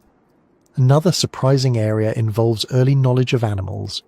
Some ancient groups appear to have understood not only animal behavior, but also seasonal patterns, migration routes, and population cycles. They may have used this knowledge to predict when herds would appear or where certain species would travel. This type of ecological understanding requires long-term observation and stable living conditions. It suggests an early form of environmental awareness that transcends mere reaction to immediate conditions. In a few rare cases, ancient objects appear with markings that seem to track cycles such as lunar phases. These markings do not represent formal writing, but they do record patterns. If early humans were tracking cycles intentionally, it implies they noticed repetition over long spans of time. Tracking the moon, for example, requires noting changes night after night. Doing so consistently implies that certain individuals or groups were responsible for observing and teaching these patterns. The ability to record them shows conceptual understanding not commonly attributed to early periods. The ability to predict weather also appears in some traditions. Early communities often chose settlement locations based on wind patterns, rainfall, and seasonal changes. Archaeological evidence shows repeated occupation in places protected from storms or flooding. These choices reflect knowledge about climate behaviour. While this may seem intuitive, consistent decisions across generations indicate cultural learning rather than isolated guesses. Some legends describe ancestors who understood the sky in remarkable detail. While these stories should not be taken literally, they reflect a cultural memory of close observation. If people spent long nights watching the stars for navigation or ceremony, they could develop sophisticated knowledge through practice. The archaeological record rarely preserves such observation, but myths and alignments give clues that it existed. Across all these examples, the same issue emerges. Early humans demonstrated knowledge that appears too organized, too consistent, or too advanced for the timeline in which it appears. This does not imply lost civilizations or dramatic theories. Instead, it suggests that early knowledge developed unevenly. Some groups achieved insights earlier than others. Some preserved those insights. Others lost them due to population declines, migration, or cultural changes. The knowledge that ancient people shouldn't have had becomes less mysterious when viewed as part of a larger pattern. Human ingenuity has never been linear. It appears, disappears, and reappears. It develops in isolated pockets. It depends on stability, communication, and memory. The anomalies reveal that early humans were capable of much more than the simplified image often presented. Evidence of human knowledge rising earlier than expected naturally brings up another question, one that complicates almost every attempt to build a consistent timeline. If early communities developed insights, skills, and practices that seem ahead of their era, then something must have happened later to interrupt those traditions, not once, but repeatedly. Human history contains long stretches where knowledge appears, flourishes, and then vanishes, leaving later generations without awareness of what their ancestors once understood. This recurring loss shapes the story of humanity just as much as discovery does. It creates a pattern in which progress is not a steady climb, but a series of rises and declines. Each decline reshapes the way human minds approached memory, learning, and continuity. In many archaeological records, the signs of forgetting are visible long before written history begins. A community may build structures using methods that show planning and collaboration. Then, in the next layer, those methods disappear. The dwellings become simpler. The tools lose their refinement. The symbols that once appeared regularly stop showing up. These changes don't look like improvements. They look like a return to more basic strategies. It suggests that knowledge once held collectively was allowed to fade, either because the population changed or the people no longer had the conditions needed to maintain complex traditions. This raises an important point about early societies. Knowledge at that time was not stored in books or written records. It lived entirely in human memory. Skills were passed from parent to child, from elders to younger members of the group. Stories preserved observations. Rituals preserved practices. Teaching required time, stability, and cooperation. If any of these elements weakened, if a population became smaller, if a group moved frequently, if leadership changed, or if environmental pressures disrupted daily life, knowledge could disappear quickly. A few lost generations could erase methods that took centuries to develop. There are many examples where early populations displayed impressive awareness of their surroundings, only for that awareness to diminish later. Some groups once tracked animal migrations with enough accuracy to predict seasonal movement. Later groups in the same region relied on opportunistic hunting instead. This shift suggests that detailed ecological knowledge was forgotten. Likewise, early signs of complex toolmaking sometimes give way to simpler tools in later eras. The people may have lost the techniques needed to create refined blades or composite tools. They may have had fewer opportunities to practice, or they may have prioritized other tasks as environments changed. The brain's relationship with memory also plays a role. Human memory is not a perfect archive. It favors stories, emotional experiences, and patterns. Practical knowledge must be reinforced regularly to survive. When populations thin or move, the essential reinforcement weakens. Skills that once required community effort become impossible for individuals to maintain alone. Over time, those skills fade. The archaeological silence that follows may represent not just migration, but also forgotten techniques, erased by the natural limits of memory. Another factor is the fragility of oral traditions. Oral transmission works best when communities remain stable and interconnected. If a group splits into smaller units, each branch may preserve different parts of the collective knowledge. Over generations, the branches drift further apart. Some retain fragments of the original understanding. Others lose entire portions. This fragmentation becomes visible in myths that share a common root but diverge significantly in meaning. It also appears in tool traditions that begin the same and then separate into distinct styles without clear progression. Large disruptions accelerate this process dramatically. Floods, droughts, temperature shifts, or sudden environmental changes can scatter populations. When people disperse, they lose not only material possessions, but also the mental patterns required to maintain their knowledge. In such circumstances, groups focus on immediate survival rather than long-term learning. Traditions that rely on careful teaching or repeated practice become difficult to sustain. Over time, the knowledge vanishes, leaving descendants puzzled by the work of earlier generations. This process can be seen in regions where early settlements show signs of structure and planning that later settlements lack. The people did not become less intelligent. They simply lost access to the systems that supported their earlier knowledge. If a society once depended on large gatherings, shared ceremonies, or communal construction techniques, those practices would become impossible if the population declined or moved.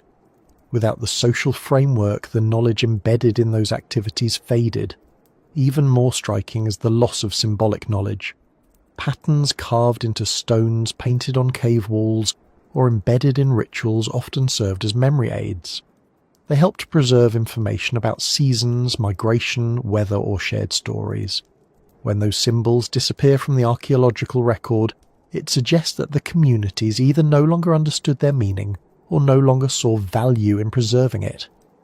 This loss reflects a deeper shift in how people related to the world around them. Without shared symbols, knowledge becomes more practical and less tied to communal identity, making it harder to pass on across generations. Another example involves early awareness of celestial cycles. Many ancient sites show alignments that required long-term observation of the sky, but these alignments often disappear for long periods. Later groups living in the same region seem unaware of the earlier astronomical knowledge. Without continuous observation, the cycles become harder to recognize. Each generation must rediscover patterns that earlier people took for granted. If environmental pressures disrupted the ability to observe the sky regularly, the knowledge could be lost completely. A similar pattern appears in the disappearance of early engineering solutions. Some communities built foundations, platforms, or drainage systems that showed thoughtful understanding of landscape and water. Later groups in the same regions built simpler structures, lacking the earlier precision. This isn't a matter of preference. It reflects the disappearance of shared practices. Once the older systems fell out of use, people no longer had the opportunity to learn why they worked or how to maintain them.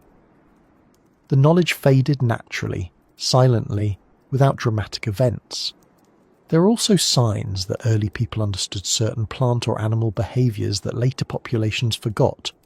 Residue analysis on ancient tools shows early use of plants that were later ignored for long periods. Some plants may have been used for medicine, others for food processing. The disappearance of these practices suggests that knowledge of the plant's usefulness faded through lack of practice. Similarly, early evidence of cooperative hunting strategies disappears in some regions for long intervals, implying a shift in how people organized themselves or viewed animal behavior. Population fluctuations play a major role in this. When populations grow, knowledge spreads more easily. Specialization becomes possible. People can observe, experiment, and teach. When populations shrink, specialization becomes unsustainable. Everyone must focus on survival, leaving little room for experimentation. The decline in population causes a decline in knowledge, which in turn affects the ability to adapt. Over time, this leads to a cycle where knowledge appears, vanishes, and returns only when conditions stabilize again. Some archaeological patterns show this clearly. A region may experience a period of innovation marked by new tools, structured dwellings, or organized spaces. Then the record becomes sparse. When it resumes, the new material culture looks unrelated to what came before. This isn't necessarily evidence of a population replacement. It may reflect an internal reset, an era in which knowledge was lost and later rebuilt from simpler foundations. Linguistic evidence supports this idea. Many language families show signs of earlier complexity that later became simplified.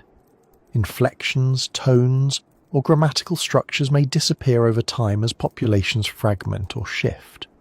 Language simplification often reflects social disruption. When populations mix or disperse, complex structures become harder to maintain. People adjust language for clarity, abandoning older forms that require more specific knowledge. This pattern parallels the archaeological evidence in which material complexity rises and falls. A particularly striking example of forgetting appears in regions where people rediscovered the same techniques multiple times. Heat treatment of stone, for instance, appears early in some layers, disappears, and then reappears thousands of years later in unrelated contexts. The technique clearly worked well, yet it wasn't passed consistently across generations. Its loss suggests that certain practices were too fragile to survive changes in population, environment, or social organization. Some myths reflect memories of this forgetting. They speak of earlier people who knew the ways of the land or understood the sky, while later generations struggle to match their ancestors' abilities. These stories may exaggerate, but they often reveal awareness that something once known had been lost. The stories themselves sometimes become the only remaining trace of forgotten knowledge. Their persistence shows how people responded emotionally to discontinuity, trying to preserve some part of what vanished. The forgetting did not only affect practical knowledge, it also reshaped how people thought about the past. When early traditions disappeared, later groups often created stories to account for the remains they encountered. A foundation built by ancestors became a sacred site. A carved stone became a symbol of unknown meaning. A set of unusual tools became the work of people who came before us. This reinterpretation changed the narrative of history. Instead of continuous development, people saw themselves as inheritors of a world shaped by unknown predecessors. Their understanding of ancestry, identity, and purpose shifted accordingly. This reshaping of memory influenced how knowledge moved forward. When traditions were lost, later groups sometimes reinvented practices without recognizing their earlier origins. This reinvention gives the appearance of discovery when it may actually be recovery. In some cases, similarities between old and new techniques arise not because of direct inheritance, but because people continue to face similar challenges and eventually found solutions resembling those of their ancestors. The effects of forgetting become even clearer when looking at transitions into later ages. As agriculture spread, knowledge had to be relearned in many places. The skills needed to cultivate land, manage water, and store food emerged unevenly. In some regions, early experiments with plants appear in ancient layers but vanish, only to reappear much later when conditions improved. This suggests that cultivation was attempted, forgotten, and rediscovered multiple times before becoming widespread. Even writing systems reflect periods of forgetting. Some early proto-writing marks appear on artifacts long before formal writing developed. These early marks vanish for thousands of years before more structured writing systems arise. The gap suggests that the concept of recording information existed early, but did not stabilize until social structure supported it. Without consistent use, early writing experiments faded, demonstrating again how fragile knowledge can be when dependent on memory and practice. The cumulative effect of these losses reshaped human cognition. Societies became accustomed to discontinuity.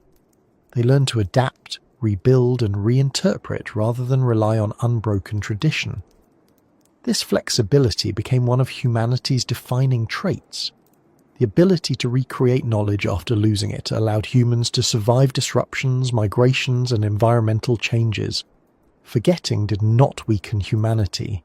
It forced a shift in mindset, encouraging creativity and resilience.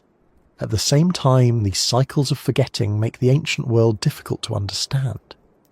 The gaps in the record reflect not only missing artifacts, but missing minds, entire ways of thinking erased by time. The traces that remain show that early humans approached knowledge in ways we struggle to reconstruct. Their insights were real, their achievements meaningful, but their continuity fragile. The mind of early humanity was shaped not just by what it learned, but by what it lost.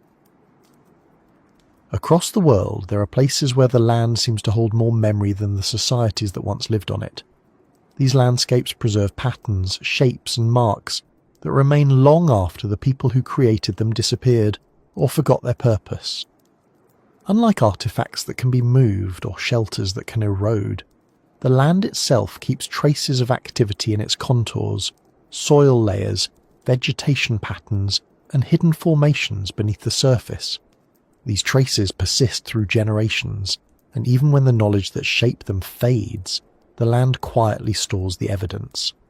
When archaeologists study these regions, they often find signs of intentional alteration that should not exist for the time periods in question. These features reveal a world where early humans interacted with their surroundings in ways that later generations neither replicated nor remembered. In many regions, terraces appear carved into hillsides long before formal agriculture developed. These terraces are not monumental or steep. They may be shallow steps cut into slopes to prevent erosion or manage rainfall. Their construction indicates long-term planning, yet the communities that built them often left no other signs of advanced agriculture. Later populations in the same region sometimes lived without terraces, suggesting they no longer understood or valued the earlier methods. The land remembers the steps even when the people no longer know why they were made. Other landscapes contain remnants of pathways that stretch across surprising distances. These are not roads in the modern sense, but long, narrow stretches of compacted earth, trampled repeatedly over generations. Some paths extend between water sources, high points used for observation, or areas rich in food resources. Their consistency shows they were used intentionally. Over time, the paths remain faint but still visible. Later inhabitants may walk the same routes without knowing that others established them thousands of years earlier. The continuity of use hides the discontinuity of knowledge. In some valleys, the distribution of vegetation hints at past human influence. Certain plants appear in clusters without natural explanation. Their presence suggests earlier communities encouraged their growth or used small-scale methods to manage the environment. These clusters might follow patterns that make harvesting easier or outline areas where people once gathered specific resources. When the communities left or forgot their practices, the plants continued growing, creating patches that reveal choices made long before the reasons were lost. Rivers also hold traces of forgotten interactions. Natural watercourses shift gradually over time, but some rivers show signs of artificial redirection. Subtle curves or straightened sections appear in places where the soil composition demonstrates human influence. These alterations do not match large-scale engineering. They look more like small adjustments made to stabilize banks, manage seasonal flooding, or improve access to certain areas. Even after the human presence disappears, the shape of the river continues to follow the earlier modifications, reflecting decisions no one remembers making. Coastal landscapes offer another type of memory. Many shorelines contain underwater formations that resemble former settlements, paths, or gathering areas. These locations were once dry land before sea levels rose. What remains on the seafloor suggests communities lived there long enough to leave lasting marks. Stone arrangements, fire pits, and levelled surfaces. The rising water preserved the land's memory, but erased the direct human connection. Later generations living inland may have myths about lands swallowed by the sea, but they rarely retain the specific knowledge needed to identify the submerged sites. Underground features add further complexity. Caves often contain soot layers, hearth remains, or marks where people carved, scraped, or leaned objects repeatedly against the walls. Some caves show signs of long-term occupation followed by long periods of abandonment. These pauses reflect shifts in human movement or changes in climate. When people returned generations later, they may not have known who used the caves before them or why certain marks existed. The cave retains the sequence even when memory does not. Ancient lake beds provide another form of landscape memory. In dry regions, old lake beds reveal patterns of human activity that predate the disappearance of the water. Footprints, tool fragments, and fire pits indicate gathering places or seasonal camps. When the lake dried up, the communities moved or adapted, leaving behind a record that later populations did not replicate. Some of these patterns remain so faint that they are invisible without careful study. Yet the land preserves the story of how people lived during earlier climates, long after cultural memory had shifted to new concerns. Forests also carry traces of forgotten practices. In certain areas, the spacing of trees reflects earlier human cultivation, even if the trees themselves grew long after the people left. Some forests contain plants that thrive only because humans once managed them, burned competing vegetation, or used selective harvesting. These patterns can persist for centuries, giving the forest a structure that differs from truly wild ecosystems. The people who later live near these forests may not realize that the vegetation pattern reflects choices made by ancestors whose methods disappeared over time. Rock formations tell similar stories. Some regions contain stones arranged in ways that look natural until studied closely. These stones might form slight alignments or boundaries that once marked gathering areas or hunting pathways. Their placement is intentional enough to stand out but subtle enough to be overlooked by later inhabitants. As generations pass, the significance disappears, leaving the stones as quiet indicators of human presence that no longer exists in memory. Soil layers hold memories as well. Repeated occupation compacts soil, changes its chemical composition, and alters its colour. When people return to an area after centuries, the soil retains the record of earlier activity even though no one knows it. Sometimes these layers show shifts in behaviour, periods of more intense activity followed by periods of absence. These variations reflect decisions about where to live or gather, decisions that do not survive in oral stories. But the land maintains a record of those movements. Burn patterns in the earth provide another form of memory. Many landscapes show layers of ash that result from deliberate burning rather than natural fires. Controlled burns are used to manage vegetation, clear areas for gathering, or encourage growth of specific plants. In some places, these burn layers appear consistently across long periods and then suddenly stop. The discontinuation suggests a loss of technique or knowledge. The land shows the rhythm of these burns, but later societies living above them rarely understand what they represent.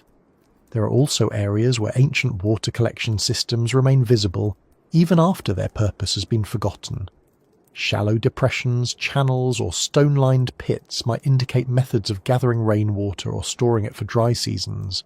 These systems sometimes appear in places where the modern climate no longer supports such practices. Later populations may wonder why such features exist, unaware that the environment once required strategies no longer relevant to their lives. The land preserves the evidence even when human memory no longer connects it to its original purpose.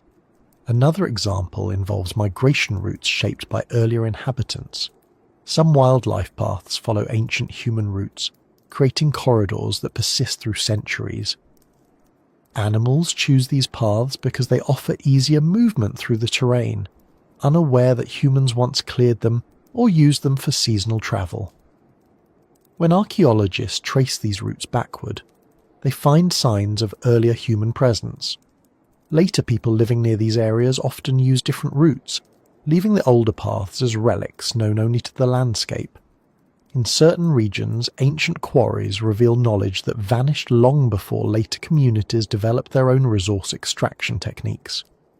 Early people removed stone in systematic ways, leaving cut faces and remnants that show understanding of material properties. These quarries sometimes appear abandoned long before geological conditions changed or new technologies emerged. The abandonment suggests not a shift in resource availability, but a loss of knowledge or a change in priorities. Later groups often stumbled upon these quarries without understanding who created them or how the techniques were developed. Some landscapes display signs of long-term habitation without corresponding cultural memory. Middens, large deposits of shells, bones and other refuse, accumulate over centuries of repeated activity. These piles grow slowly and reveal patterns of diet, social structure and daily habit. When they stop accumulating, it suggests people moved or changed their lifestyles abruptly. But the memory of the midden builders rarely survives. Later communities might settle nearby without knowing that generations lived and ate in the same spot long before them. Agricultural landscapes offer another window into forgotten knowledge. In some regions, ancient field systems remain faintly visible as lines in the earth or subtle variations in soil colour. These fields reflect early experiments with cultivation, even if the crops themselves no longer exist. Later inhabitants may never attempt farming in the same location, leaving the faint field lines as the only indicator of an early agricultural phase that was forgotten when conditions changed. River deltas store especially complex memories. Layers of silt contain pollen, seeds, and chemical traces of human activity, showing shifts in behaviour over time. These layers might reveal periods when communities harvested specific plants, built temporary structures, or processed materials. When these practices disappear, the delta records the absence even when no story survives to explain it. Mountains also provide clues. In some mountainous regions, ancient shelters appear in high altitudes where later populations never lived. These shelters show signs of repeated occupation, suggesting that early people ventured into these areas for reasons now unknown. Later inhabitants of the region may have no memory of such use, leaving the shelters as isolated traces of forgotten behaviour. Some landscapes contain ancient markers that track celestial events.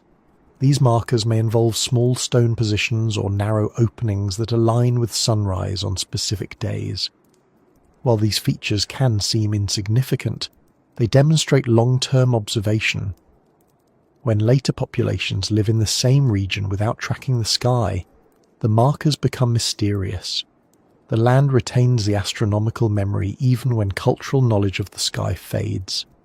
In rare cases, landscapes contain evidence of environmental manipulation that challenges expectations. Small dams, controlled burns, tree cultivation, and soil enrichment suggest deliberate shaping of the environment. These practices indicate early ecological understanding. When such practices disappear, the land still bears the marks, silently recording choices made long before modern science recognized them. All of these examples share a common theme. The land maintains a memory that people often lose, while humans depend on stories to preserve knowledge. Landscapes preserve actions. They hold the shape of forgotten skills, forgotten journeys, forgotten experiments, and forgotten relationships with the environment. When later cultures encounter these landscapes, they see only the surface, unaware of the deeper patterns below. These forgotten traces highlight the unevenness of human development. Knowledge appears, influences the land, and then disappears, leaving only subtle marks. The land becomes a witness to the cycles of learning and forgetting, providing evidence that human history is far more complex than a simple progression. For certain stretches of ancient history, the most striking feature isn't what people built or how they lived, it's how abruptly their eras came to a close. These endings don't follow the pattern we associate with the major collapses. There are no layers of ash, no signs of war, no widespread famine indicators, no mass graves, and no evidence of sudden environmental disaster. Instead, these eras fade gently but completely, leaving abandoned sites, unfinished structures, scattered tools, and empty regions that remain unoccupied for generations. The absence of a clear cause turns these endings into one of the most persistent puzzles in the study of the ancient world. To understand the magnitude of this problem, imagine an early community that flourished for centuries. The archaeological layers show stability. People made tools with consistent methods, built dwellings in familiar patterns, produced art or symbolic markings, and interacted with their environment in ways that suggest confidence and routine. Then, suddenly, all signs of activity stop. The next layer reveals emptiness. No transition layer appears, no evidence that people migrated gradually, no indication that they were pushed out. It is as though the entire community decided, at nearly the same moment, to leave without recording where they went or why. These endings occur across continents. They appear in highlands, river valleys, deserts, coastlines, and forested regions. The pattern is not confined to a single culture or climate. It repeats in places that had no contact with each other. What makes the phenomenon even more perplexing is that these eras often end during periods when environmental conditions were stable or even improving. If anything, the climate should have supported continued growth. Instead, the archaeological record shows silence. One example appears in regions where early communities built stable dwellings arranged in organised patterns. These structures were used for generations. Some show repairs, expansions and improvements over time. Then, abruptly, construction halts. Tools remain in place as if work is intended to return. Hearths contain ash from incomplete fires. Storage pits hold food that was never retrieved.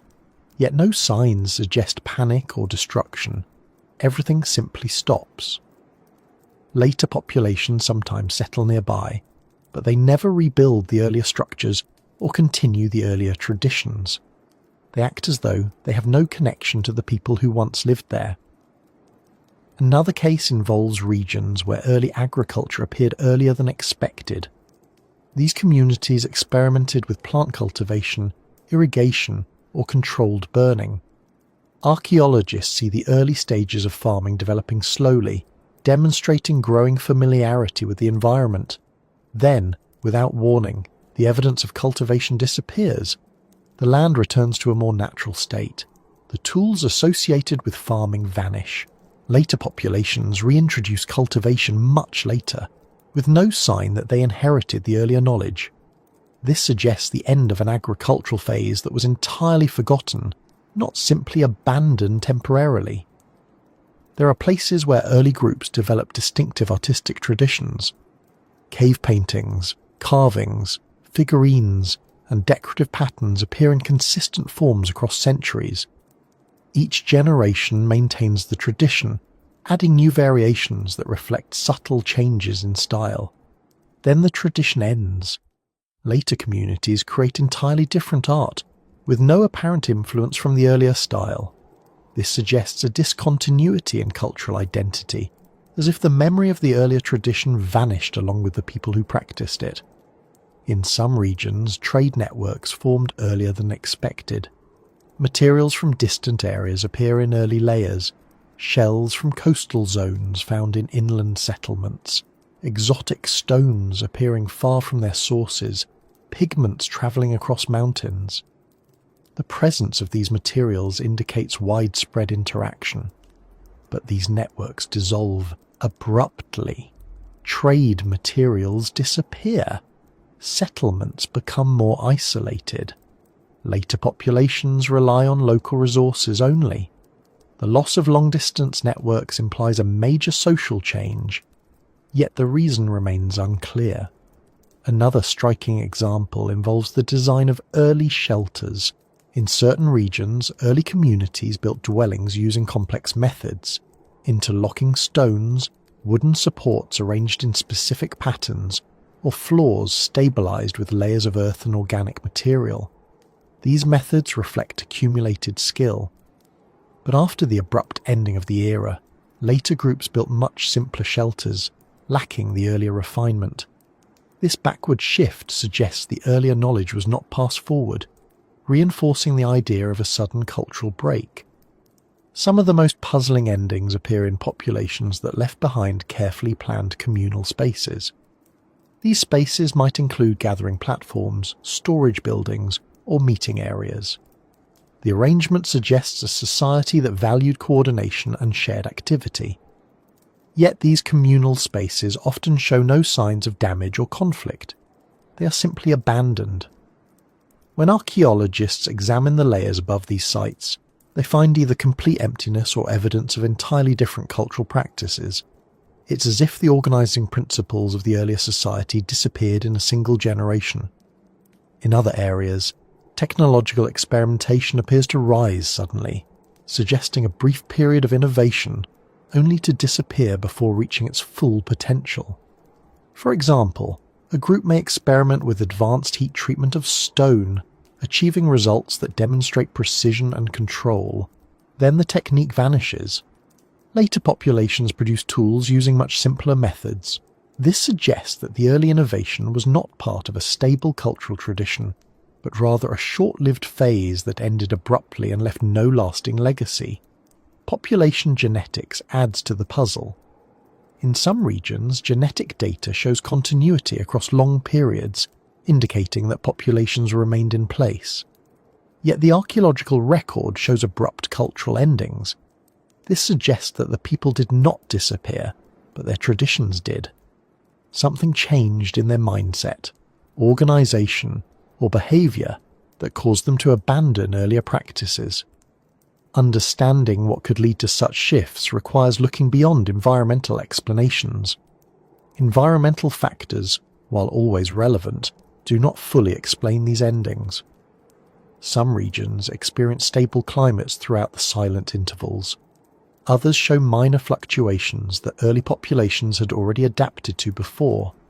If climate caused these collapses, we would expect signs of stress, malnutrition, reduced population, or desperate attempts to adapt. Instead, the record often shows a sudden stop without preceding struggle. This indicates that the cause might not be environmental at all, or that the environmental factor left no obvious trace. Social explanations also fall short.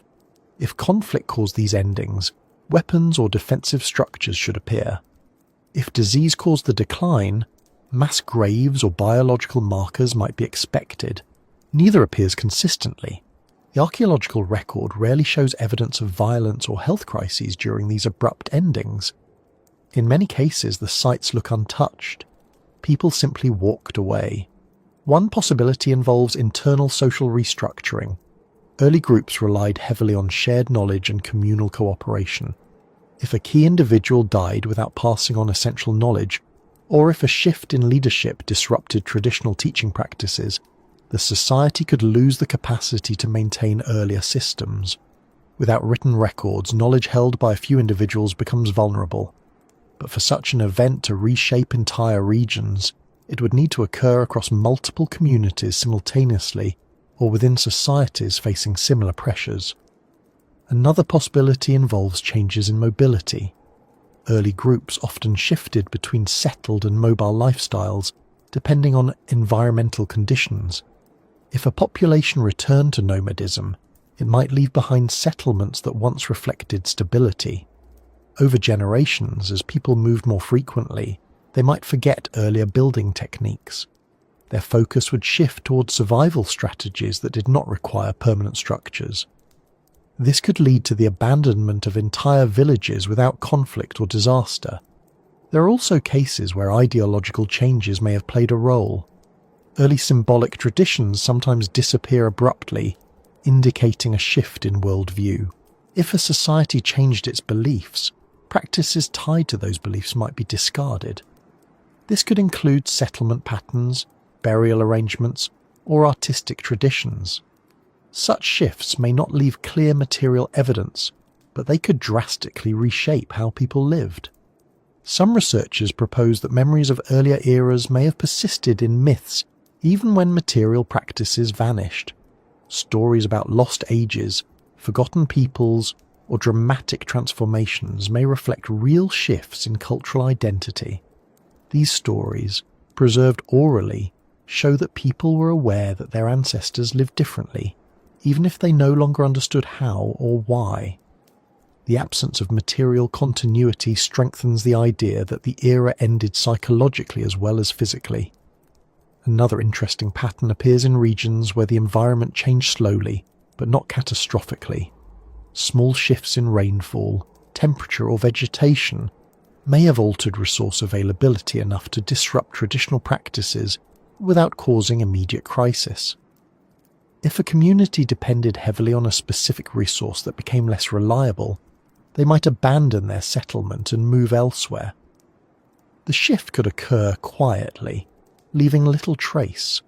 Over time, the original settlement might fall into disuse, ending the era without dramatic evidence. There are even cases where early engineering projects suggest significant investment in the landscape, only for these projects to be left unfinished. Channels, terraces, or foundations appear partially completed, then abruptly abandoned. This indicates a collective decision to stop work. The absence of signs of urgency suggests the decision was not forced. Instead, something altered the community's motivation or priorities in a way that archaeology cannot easily capture. Animal remains add another dimension. In some areas, early communities relied on specific species for food or tools. Suddenly, the presence of those species in human layers stops. This could indicate changes in hunting strategies, migrations of the animals, or shifts in diet. Yet these changes do not always align with environmental shifts. Instead, they may reflect cultural decisions, choices that caused the era to end without external causes. Some endings appear to be the result of gradual population decline. Over time, fewer people occupied the settlement, until eventually the community became too small to sustain its traditions. When the last few individuals left, the era ended quietly. But for an entire region to exhibit this pattern, similar pressures must have affected multiple communities. Understanding those pressures remains a challenge, as the archaeological record often lacks the fine detail needed to identify them. Even in cases where material culture changes dramatically, genetic continuity suggests that the people themselves remained. This means the end of the era reflects an internal transformation. It may have involved shifts in social structure, intermarriage with neighbouring groups, or changes in child-rearing practices that altered how knowledge was transmitted. These subtle cultural shifts rarely leave physical traces, yet they can erase entire traditions within a few generations. One of the most thought-provoking aspects of these unexplained endings is their recurrence. They do not represent isolated incidents. They happen repeatedly throughout prehistory. Each time, a flourishing era with distinct practices ends without an obvious cause, leaving later societies to rebuild from simpler foundations or adopt entirely new ways of life. This cycle suggests that forgetting and reinvention were fundamental aspects of early human development. Discussions about the most puzzling parts of early human history rarely take place in the centre of academic conferences. They tend to emerge instead in quiet corners of research labs, private correspondence between specialists, and late-night conversations after long days spent in the field. Scholars usually hesitate to commit these thoughts to formal papers, not because the ideas are extreme, but because the evidence supporting them remains fragmentary. These ideas live in the uncertain space between established knowledge and unanswered questions. They attempt to connect the anomalies that appear in distant regions, the abrupt endings of early eras, the forgotten practices recorded in landscapes, and the surprising knowledge that appears too early in the timeline. They are whispered not because they are dramatic, but because they imply that something fundamental about early human development is missing from our current understanding. Many of these theories begin with a simple observation. The archaeological record does not reflect a smooth progression from primitive behaviour to complex culture. Instead, it presents a pattern of sudden beginnings, unexpected advancements, unexplained disappearances, and long periods of silence. Scholars who study these irregularities often wonder whether early humanity experienced cycles of learning and forgetting more frequently than once assumed. The idea is not that great civilizations rose and fell in total secrecy, but that early societies repeatedly reached levels of cultural complexity that left behind only faint traces. These cycles might have occurred long before writing developed, which means the memory of them would vanish easily. One suggestion involves the possibility that knowledge in early human societies was more widely shared than the archaeological record implies. Instead of relying solely on material evidence, this view considers how quickly ideas could spread through networks of small groups. If early communities interacted across long distances, even sporadically, they could exchange insights without leaving behind durable artifacts. In this model, knowledge becomes more fluid than objects. It travels through conversation, observation, and imitation. When conditions changed, the networks dissolved, and the ideas disappeared with them. This theory attempts to explain why some techniques appear fully formed, then vanish entirely, only to reappear thousands of years later. Another theory focuses on population size.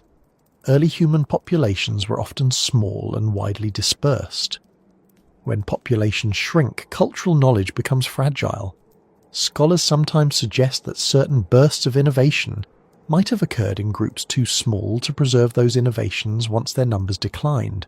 The idea here is that small populations can produce significant breakthroughs, but lack the resilience to maintain them. When the group disperses or diminishes, the knowledge disappears, leaving behind only fragments in the archaeological record. This theory aligns with genetic evidence showing dramatic fluctuations in population size throughout prehistory. Some researchers explore the possibility that early humans possessed modes of teaching or communal memory that differ significantly from those used later. If early knowledge relied heavily on symbolic practices, songs, patterns, ceremonies, then losing a single ritual or abandoning a location associated with teaching could lead to rapid forgetting. This view suggests that ancient knowledge was embedded in social practices rather than individual learning. When those practices changed, the knowledge dissolved. While this idea is difficult to test, it explains why some complex skills appear abruptly and fade just as abruptly. Another line of thought suggests that early humans may have been more observant and attuned to environmental patterns than later societies. Without modern distractions, early people may have spent long periods watching the sky, tracking animals, or monitoring seasonal cycles. This intense observation could lead to insights that appear advanced when viewed through modern expectations. If these insights depended on environmental conditions that no longer exist, later societies might not replicate them easily. This perspective reframes early anomalies as products of deep attentiveness rather than unexplained intelligence. A more unconventional theory proposes that early cultures maintained broader social connections than currently recognized. This doesn't imply advanced transportation, but rather periodic gatherings or seasonal convergence points where groups exchanged knowledge. These gatherings could spread ideas widely without creating material evidence. Once population movement shifted, these gatherings ended, leaving no clear trace. Such a model could explain why similar techniques or symbols appear across distant regions within similar time frames. The knowledge may have spread through human networks that archaeology struggles to reconstruct. Some scholars consider the role of environmental stability. Periods of stable climate might have allowed early populations to settle longer, observe more, and refine knowledge. When stability broke down, these populations dispersed and lost the conditions that supported learning. In this model, knowledge development depends heavily on long, uninterrupted spans of predictability. Once those spans ended, the societies that depended on them dissolved quietly.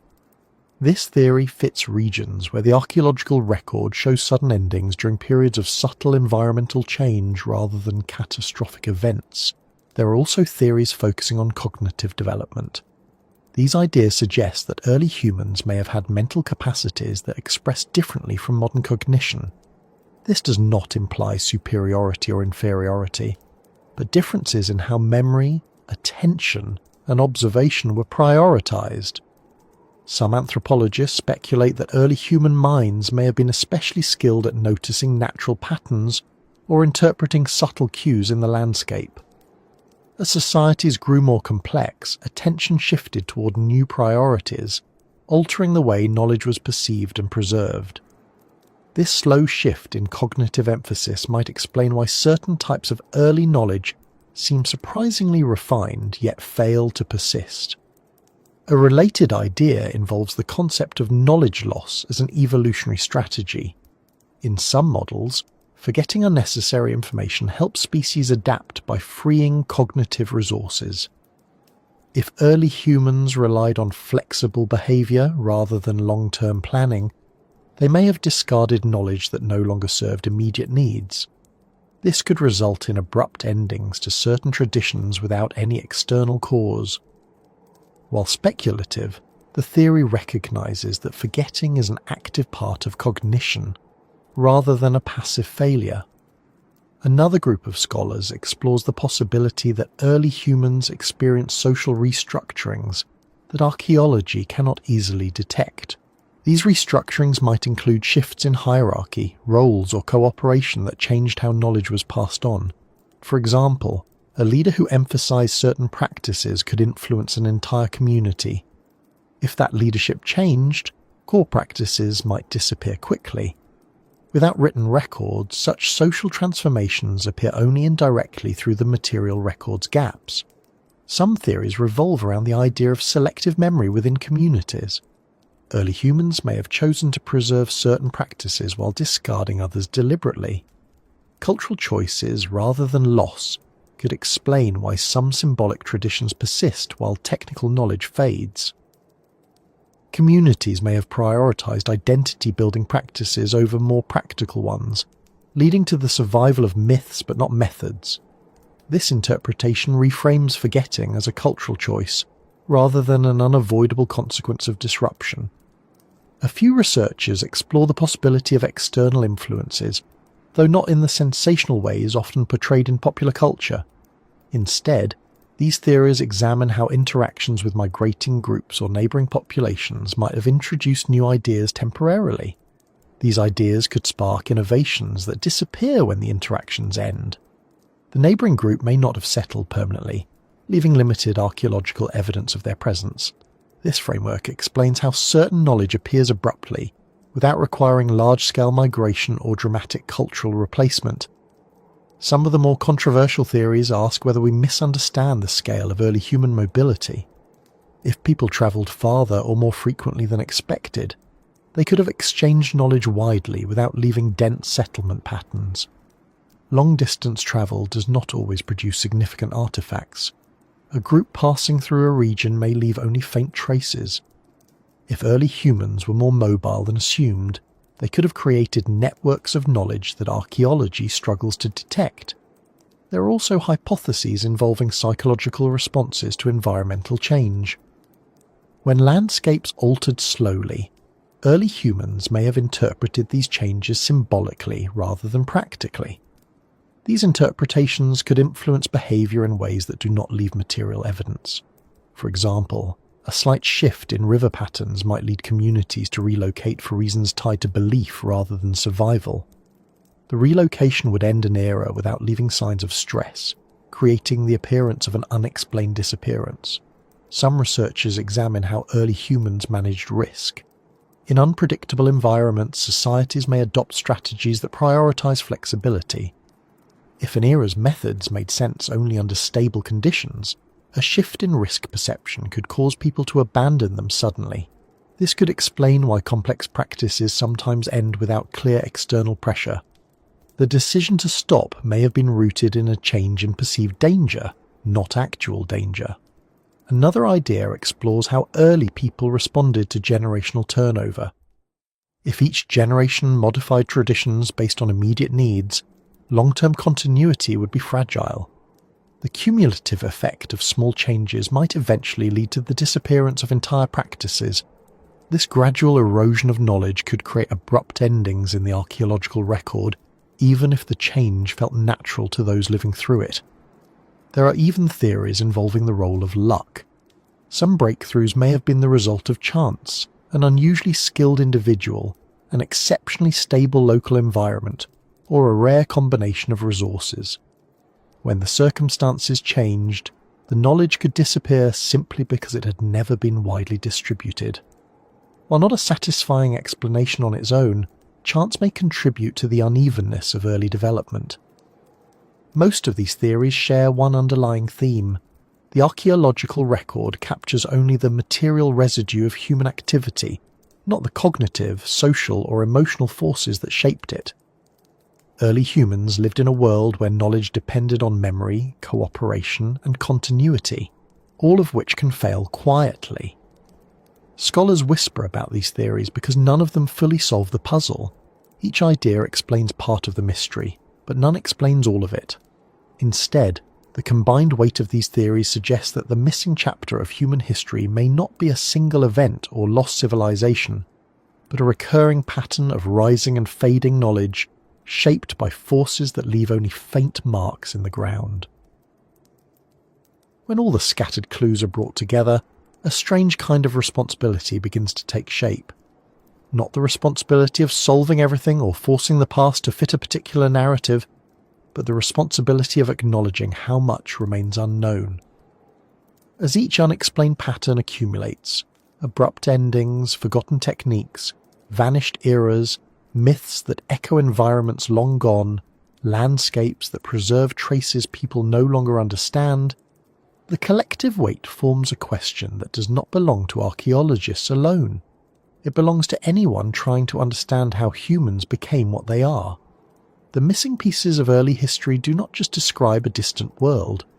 They influence how we interpret our origins, our development, and the fragile line connecting one generation to the next. Modern perspectives often assume progress is steady, that knowledge grows consistently, and that societies move logically from simpler forms to more complex ones. But the evidence from deep prehistory complicates that assumption. The patterns reveal a much more dynamic story. Human development appears to have unfolded in waves, expanding, contracting, rising, falling, and changing direction without clear causes. Knowledge appears abruptly, disappears, returns in different forms, and sometimes leaves landscapes shaped in ways that later populations cannot interpret. This uneven trajectory suggests that humanity itself may have been shaped as much by forgetting as by learning. That realization places modern observers in an uncomfortable but revealing position. Instead of looking back at a clean, connected lineage of ideas, we face a fractured map broken by silence. The gaps raise questions about what it means to inherit the past when much of it did not survive. The mystery does not point toward a hidden civilization or a single event that wiped everything away. Instead, it reveals the fragility of memory, the vulnerability of knowledge, and the immense challenge of maintaining continuity across thousands of years without written records. This fragility brings forward a second realization. The resilience of early humans was not based solely on what they preserved, but also on what they rebuilt after forgetting. Many of the innovations we credit to later periods, agriculture, tool specialization, environmental management, tracking of celestial cycles, show faint traces in much earlier eras. The early attempts did not last, but they created patterns that re-emerged later when conditions allowed. This suggests that the potential for these developments always existed. It surfaced when stability provided space for observation, and then faded when instability returned. Understanding that pattern shifts the question from what early humans lacked to what they possessed but could not maintain. Their world demanded constant movement, adaptation, and resilience. Knowledge could survive only when communities remained stable for long periods, and stability was rare. The alternating pattern of settlement and dispersal repeatedly erased memory, leaving only fragments behind. Those fragments later became the puzzles that researchers now try to assemble. The themes that persist across all the evidence, cycles of learning, sudden transitions, landscapes marked by forgotten practices, myths describing vanished eras, raise another point that scholars often consider quietly. The early human experience may have been far more varied than the simplified models suggest. People did not all follow the same developmental path. Different groups experimented with different ideas. Some advanced certain skills earlier, while others focused on entirely different priorities. The record may show only the communities that lived in places favourable to preservation. Thousands of other groups may have left no lasting traces at all. This raises the unsettling possibility that much of human history took place outside the narrow slice preserved in the ground. The archaeological record may not reveal the full range of ancient experimentation. It may instead reflect the portions of humanity that lived in places where materials lasted, soil chemistry allowed preservation, and chance favoured discovery. The missing chapter of human history may simply be the majority of human experience. Millions of lives that left only faint marks or none at all. Acknowledging that possibility changes how we approach the unanswered questions. Instead of searching for a single explanation, it becomes important to recognize that early humanity likely experienced many different forms of cultural development. Some groups may have lived in ways so fluid or so environmentally dependent that their practices left almost no durable evidence. Others may have held knowledge that required conditions impossible to sustain consistently. When those conditions vanished, the knowledge disappeared with them. What remains are glimpses rather than complete stories, impressions rather than clear narratives. This perspective also reframes the surprising appearances of early geometry, navigation, environmental management, or celestial observation. These puzzles may not indicate anomalies at all, but rather evidence of the natural capacity of human minds to develop complex understanding independently in different contexts. When conditions align, stable resources, cohesive communities, reliable seasonal patterns, knowledge emerges quickly. When those conditions break down, the knowledge fades. The irregularity becomes part of the pattern. The possibility that early humans repeatedly reached similar insights before losing them introduces another idea that scholars discuss quietly. Perhaps the story of human development is not a straight line, but a field of potential. Different groups tapped into different parts of that potential at various times. The record reflects only the moments when those potentials became material enough to leave traces. Everything else, the experiments, the learning, the unrecorded understanding, remains hidden. Yet even if the missing chapter is mostly absence rather than lost civilization, it still shapes the present. It reminds us that human knowledge can vanish unexpectedly. It shows that cultural continuity is fragile. It demonstrates that learning requires not only intelligence, but also stability, cooperation, and memory. It suggests that societies today are not immune to the forces that shaped the past. Knowledge remains dependent on the same variables it always has: stability, communication, shared purpose, and the ability to pass information forward reliably. Another part of the mystery concerns how humans interpret the past. Archaeological evidence often tells us what people did, but not why they did it. Motive, belief, fear, ambition, identity. These forces leave far fewer traces than tools or bones. Yet they shaped behaviour just as strongly in ancient times as they do now. When an era ends abruptly, the physical evidence might not show the mental or emotional changes that triggered the transition. A shift in worldview, a change in leadership, or a new interpretation of the environment could cause entire practices to be abandoned without leaving clear material signals. This limitation forces researchers to acknowledge that the missing chapter may contain more emotional and cognitive history than physical evidence. Another quiet discussion among scholars concerns the longevity of oral memory. Some oral traditions preserve details about landscapes that disappeared thousands of years ago. Others describe migrations that align with genetic data. Some reflect ecological knowledge that matches paleoclimate reconstructions. These examples show that memory can survive incredibly long periods when reinforced consistently. But when reinforcement stops, the knowledge vanishes rapidly. This dynamic raises the question of how many memories once existed that had no chance to survive. The missing chapter may include entire worlds of experience preserved briefly in oral stories before they faded permanently. The landscapes described earlier offer another perspective. When the environment retains traces of forgotten practices, it becomes a form of memory that humans themselves struggle to decode. Terraces, water channels, managed forests, subtle paths, and old quarries all suggest continuity of action, even when cultural memory broke. The land witnessed what people forgot. This duality, material persistence combined with mental fragility, highlights how difficult it is to reconstruct ancient history accurately. Much of what early humans did was preserved not intentionally but accidentally. Much of what they wanted to remember has been lost. This disconnect between material and mental memory leads to yet another quiet theory. The ancient world may have been filled with stories and explanations, that would contextualize the archaeological record if we still had them.